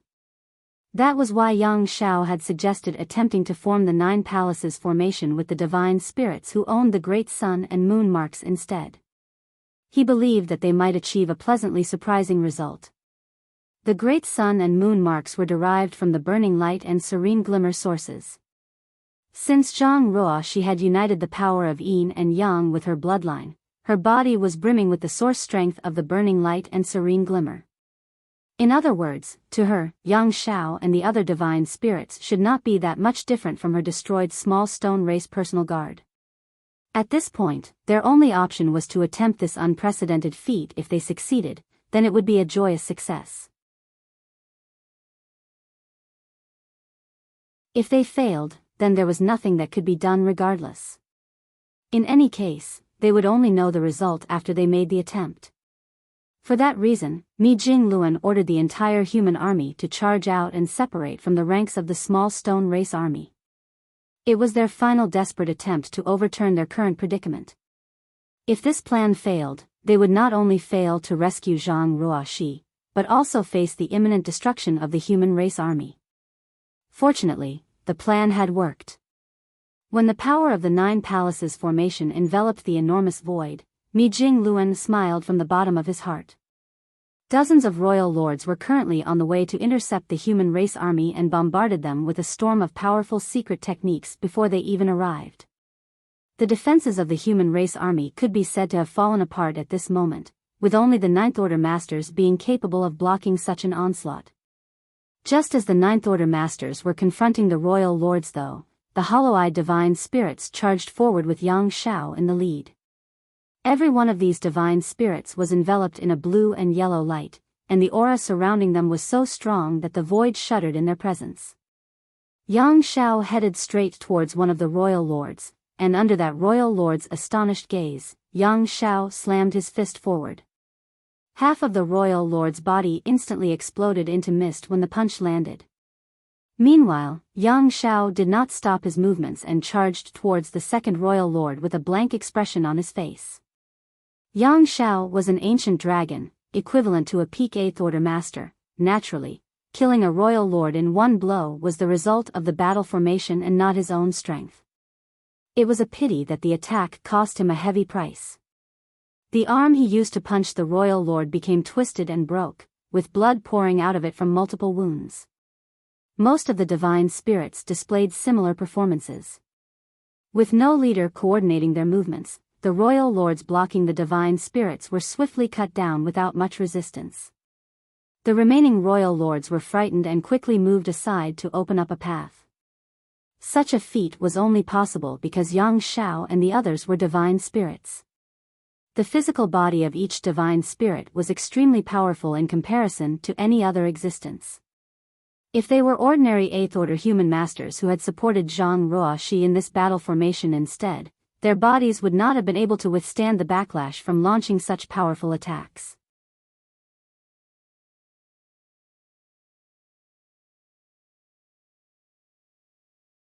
Martial Peak, Chapter 5991, Reappearance of the 9 Palaces Formation. The 8 divine spirits broke through the heavy blockade of the royal lords and headed straight towards Zhang Ruoxi, who did not remain idle either. At this moment, she released a powerful burst of energy and tore through the besiegement of the royal lords to join the divine spirits as soon as possible. With the power of the new 9 Palaces formation, the original crisis that loomed over her was resolved in an instant. When Zhang Ruoxi united with the 8 divine spirits, a huge change took place in the overall situation. The human race army escorting the divine spirits did not stop forging ahead and instead acted like a raging current that swept across the void in a wide arc before returning to their original battlefield via a huge detour. With tremendous help from the small stone race army, the two armies reunited once more and resumed their endless battle against the Black Ink clan army. At this point, Puryang Pass was completely destroyed and the suppressing Black Ink fortress had been shattered. Most of the warships were also gone, with just a few barely surviving. The human race no longer had many external aids to rely upon at this last juncture of the war. The only thing they had left was the barrier of flesh and blood. In the void, Zhang Ruoxi had united with the 8 divine spirits. She gripped the Heaven's Order sword tightly with both hands, surrounded by many royal lords in all directions. She murmured softly under her breath, "We won't have much time." The strength of the 8 divine spirits could not compare with her personal guard, so not only would forcefully forming a battle formation cause immense damage to the bodies of the divine spirits, but even the powerful divine sense of the burning light and serene glimmer which directed their auras caused hidden dangers. If Zhang Ruoxi could not end the battle as soon as possible, the divine spirits who joined up with her would eventually explode. Even if their physical bodies somehow managed to endure, their souls might be extinguished. What's more, Yang Xiao and Su Yan were among the 8 divine spirits. These two were Yang Kai's important family members. She could not lose this fight. Even setting aside the weakness of the divine spirits, Zhang Ruoxi could hardly last for much longer. At this very moment, she was burning the Heaven's Order bloodline in her body just to forcefully maintain a balance between the power of yin and yang, despite Big Brother Huang and Big Sister Lan doing everything they could to assist her. It would not be long before the balance would be broken and her bloodline was burned out entirely. Forcing down her worries, Zhang Ruoxi lifted her sword and boldly charged towards her enemies, followed closely by the 8 divine spirits. The sudden burst of power left the royal lord scrambling in a panic. One after another, the royal lords fell prey to Zhang Ruoxi's sword, but when she finally broke through the encirclement, she did not escape. On the contrary, she turned around and led the divine spirits to attack once more. Thanks to the 9 palaces formation, which was formed with Zhang Ruoxi as the core and the 8 divine spirits as the foundation, she had once more become an unstoppable blade that repeatedly swept across the battlefield. Every charge resulted in the deaths of many royal lords. 10, 20, 30, 50. Zhang Ruoxi's vision went blurry, and she could not see the scenery in front of her clearly. Furthermore, the power of yin and yang in her body was faintly showing signs of imbalance. Even so, she did not stop. She had no choice but to charge forward and swing her sword. Meanwhile, the 8 divine spirits following behind her were covered in blood. After all, the 9 palaces formation placed an extremely heavy burden on their bodies. The only reason they could maintain the formation at all was because the divine spirits had relinquished all control over their own bodies and fully surrendered themselves to become part of the battle formation. By doing so, even with their bodies on the verge of collapse, they managed to persist. The bones in Yang Zhao's arms had been shattered to pieces. Meanwhile, Su Yan's internal organs were crushed. She was also bleeding from her 7 orifices, which made her appearance extremely ghastly.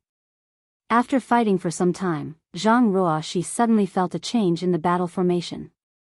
One pillar of the foundation had failed, thus, she hastily readjusted the battle formation.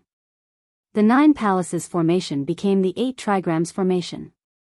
Unable to withstand the pressure of the battle formation any longer, one of the divine spirits fighting behind her had exploded and died. The death distressed her greatly, causing a sharp stab of pain in her heart.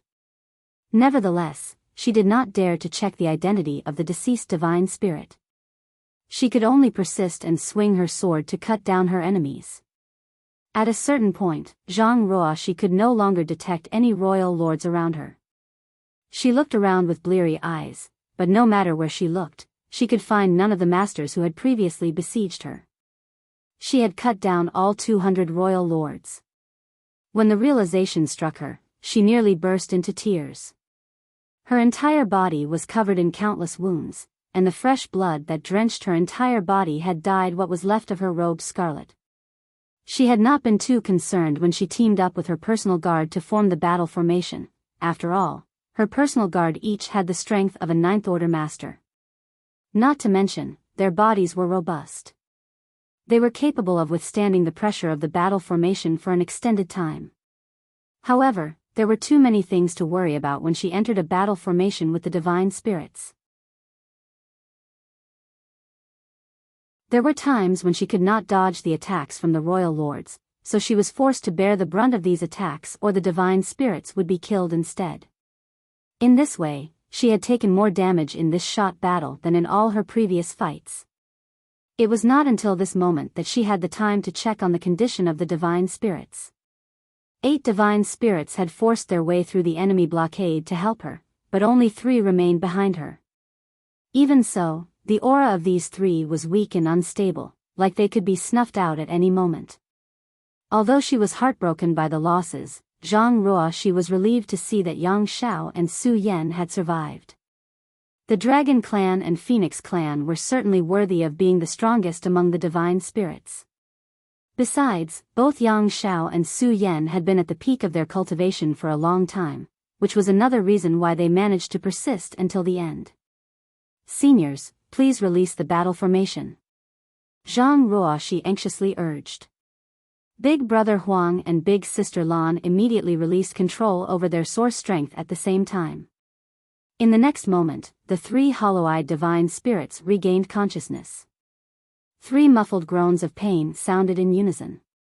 They had not been aware of their states when their consciousness had been taken over, but a wave of boundless agony washed over them when their consciousness was restored. All the bones in Yang Zhao's body made cracking sounds as he revealed his true form without hesitation. Changing into his dragon form would give him greater endurance against his wounds.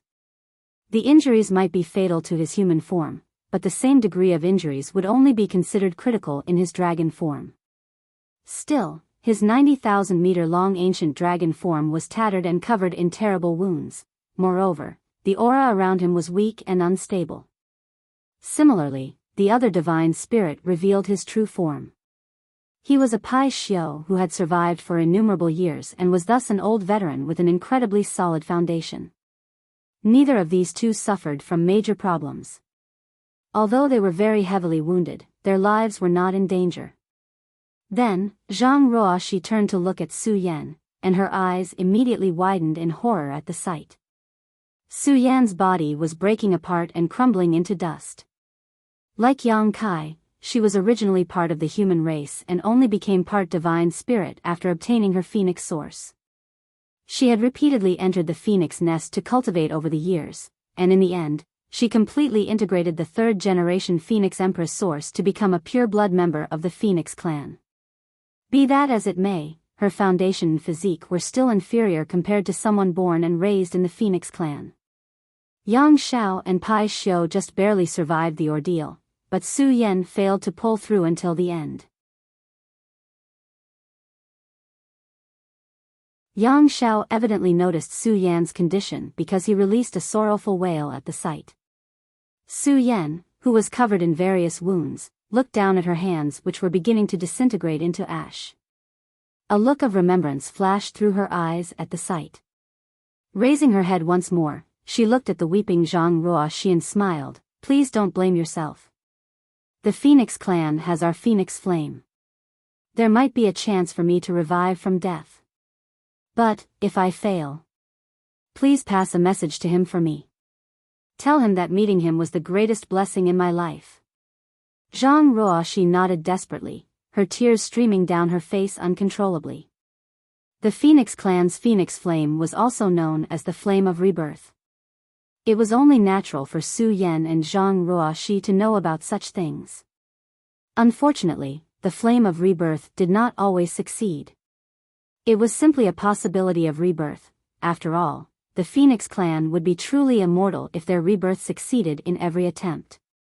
If the Flame of Rebirth failed, their Phoenix source would return to the Phoenix nest and be reborn as a new member of the Phoenix clan.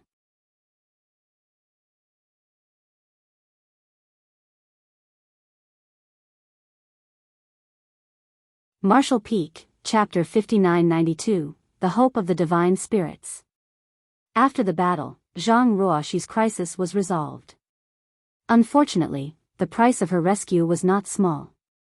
5 out of the 8 divine spirits who came to help her had lost their lives in battle. Only 3 of them had survived to the end. Be that as it may, Su Yan had already set one foot across the gates of death. After Su Yan finished speaking to Zhang Ruoxi, her entire body dissolved into tiny points of fluorescent light, which did not dissipate into the void but condensed into a dim blue flame instead. It was her phoenix flame, as well as her phoenix source. It was the inheritance she received from the third-generation Phoenix Empress, who lived back in the late ancient era. Zhang Ruoxi anxiously stared at the small ball of fire. The phoenix flame flickered, going from light to dark. In just a short moment, the dim blue phoenix flame became dim and dull, as though it would be extinguished in the next moment. Despite facing hundreds of royal lords without the slightest change in her expression, Zhang Ruoxi now was as pale as a sheet. Moreover, her body was enveloped in a layer of boundless chill. The extinguishment of the phoenix flame would mean that Su Yan was gone forever. Even if the phoenix flame returned to the phoenix nest and produced another member of the phoenix clan, that person would no longer be Su Yan. Hey! Big Brother Huang's voice abruptly sounded in Zhang Ruoxi's mind, causing her to snap back to her senses. Grab that ball of fire. Big Brother Huang urgently urged. Although Zhang Ruoxi did not know what Big Brother Huang was planning, she quickly did as she was told. She stepped forward and wrapped her hands around the weakened flame. In the next moment, she clearly sensed Big Brother Huang and Big Sister Lan pouring power from their sources into the phoenix flame. She immediately understood their plan and hurriedly activated her Heaven's Order bloodline to help balance the flow and harmonize their power. The flame that was on the verge of being snuffed out slowly stabilized. In addition, faint hues of yellow and blue gradually seeped into the flame. The hues of yellow and blue were none other than the source strength of the burning light and serene glimmer. Shortly after the primordial light left its birthplace, the power of yin and yang were split from it. The primordial light later collided with the divine spirit ancestral land, and the dissipated energy transformed into the various divine spirits. In the end, its remaining essence turned into a woman bearing the Heaven's Order bloodline. Strictly speaking, the burning light and the serene glimmer originated from the same source as all divine spirits. Although they could be classified as divine spirits, they were different from ordinary divine spirits.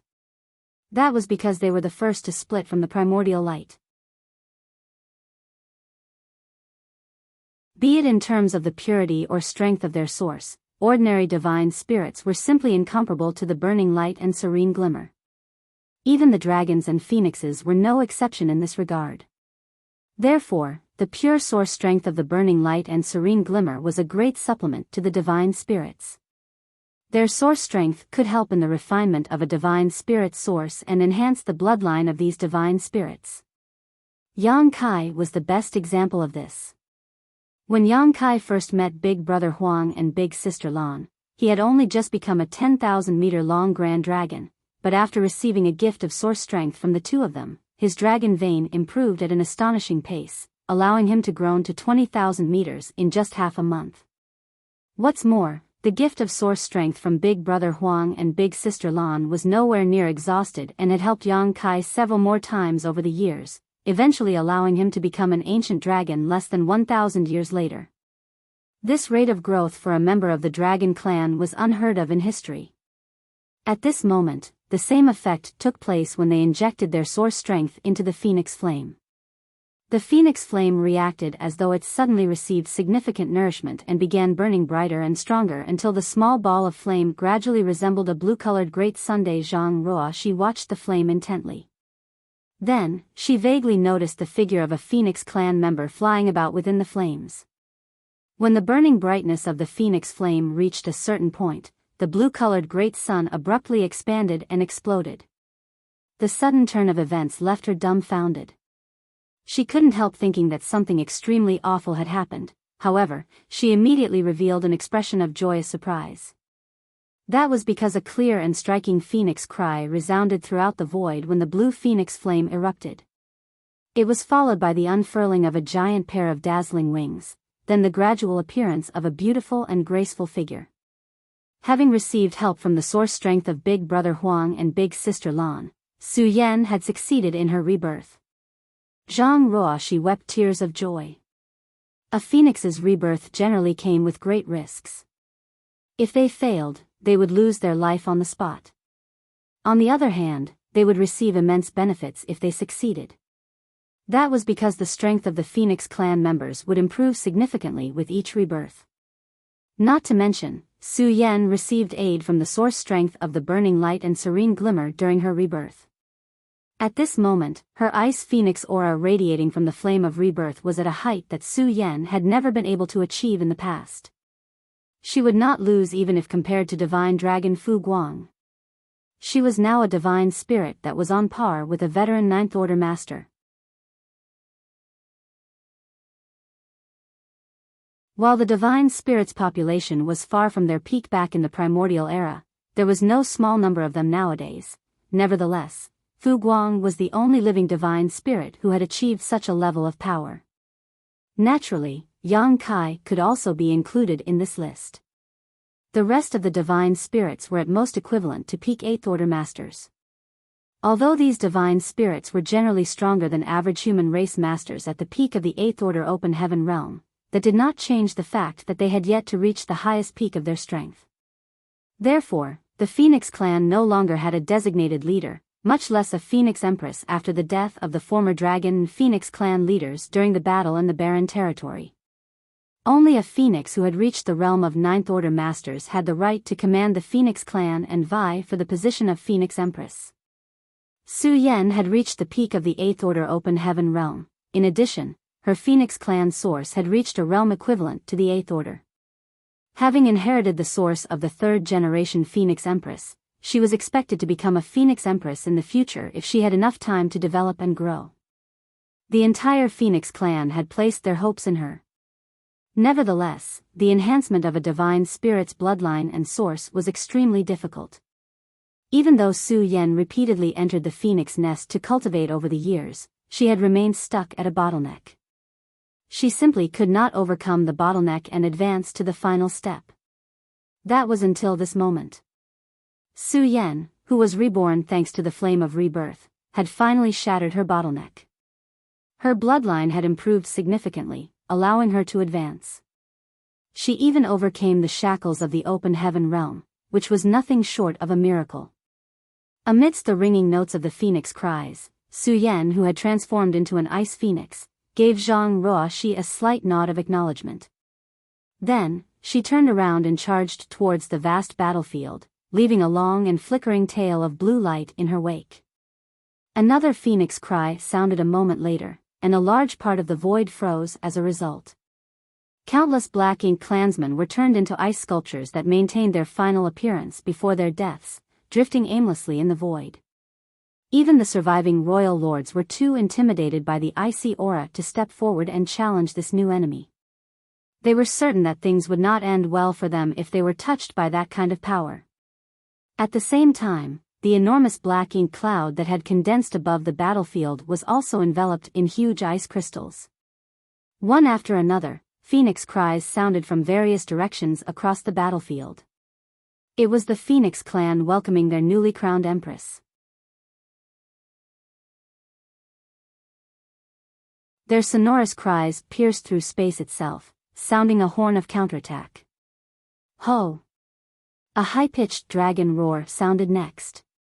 Zhang Ruoxi, who finally managed to collect her emotions, looked up into the void and saw Yang Xiao writhing around in his dragon form. The power of the dragon vein in his body fluctuated wildly, showing faint signs that he was about to break through.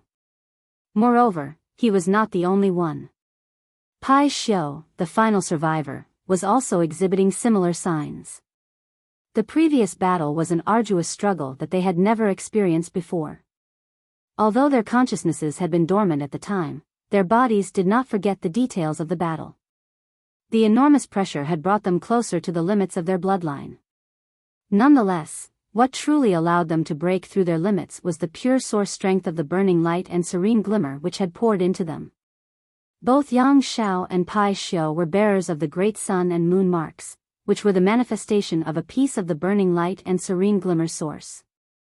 In order to successfully form the Nine Palaces formation with Zhang Ruoxi, Big Brother Huang and Big Sister Lan had integrated their marks into the divine spirits and assumed control over their bodies. Hence, all 8 of the divine spirits received the blessing of the burning light and the serene glimmer source strength, which stimulated the growth of their bloodline greatly.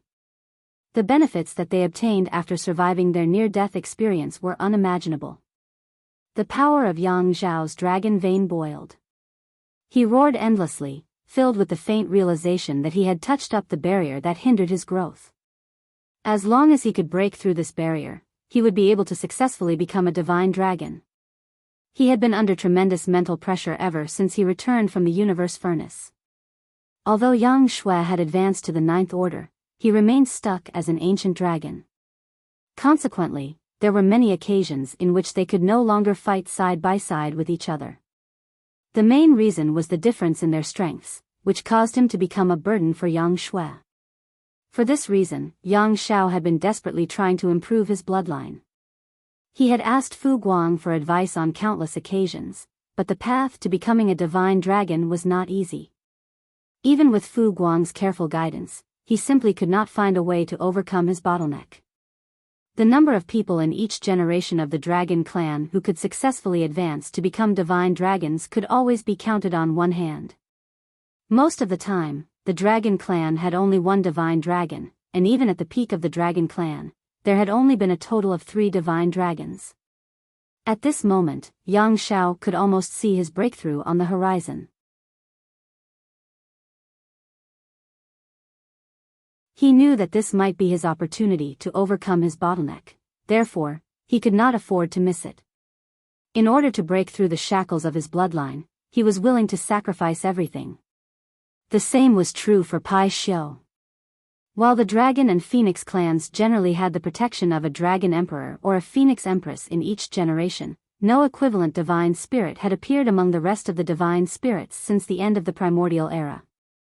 The primordial era had been the turning point for the divine spirits, who lost the blessings of the heavens and earned the malice of the universe instead. During the primordial era, the divine spirits had been the favored of the heavens. They were unrestrained in their actions, doing whatever they wanted without any fear or scruples. Their reign came to an end after countless years of warring against each other for dominance, and they were eventually supplanted by the monster race. By that point, countless divine spirits had perished.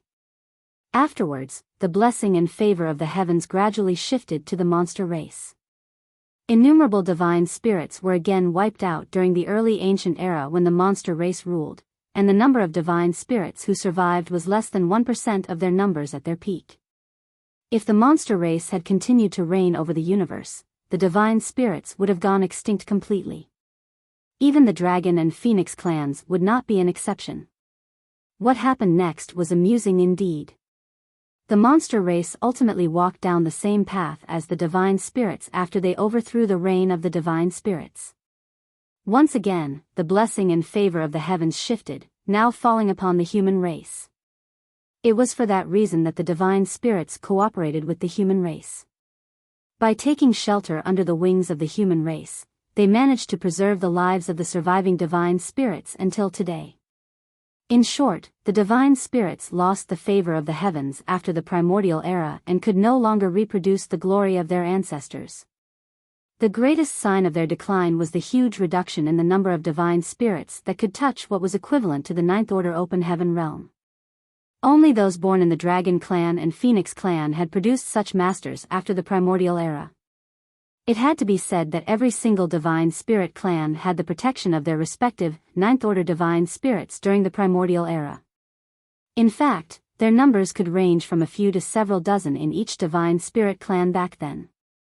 Countless eons had passed since then, and at this moment, there was a Pai Xiu who finally experienced the opportunity to overcome the shackles of his bloodline on this vast battlefield. He was ecstatic beyond imagination. Forcefully enduring the damage caused by his injuries, he pushed his bloodline power with reckless abandon. The vitality surrounding his body became more and more intense as time passed. All over the battlefield, the divine spirits revealed their true bodies and roared in excitement. If Su Yan's transformation was a joyous event for the Phoenix clan, then Pai Xiu's current state was a joyous event for all the divine spirits. Regardless of whether he succeeded in overcoming his bottleneck or not, he had already given the other divine spirits a glimpse of hope. You're tuning into the Biyao's Wuxia Chronicles YouTube channel. Don't forget to subscribe and join us on this journey to catch the most captivating stories.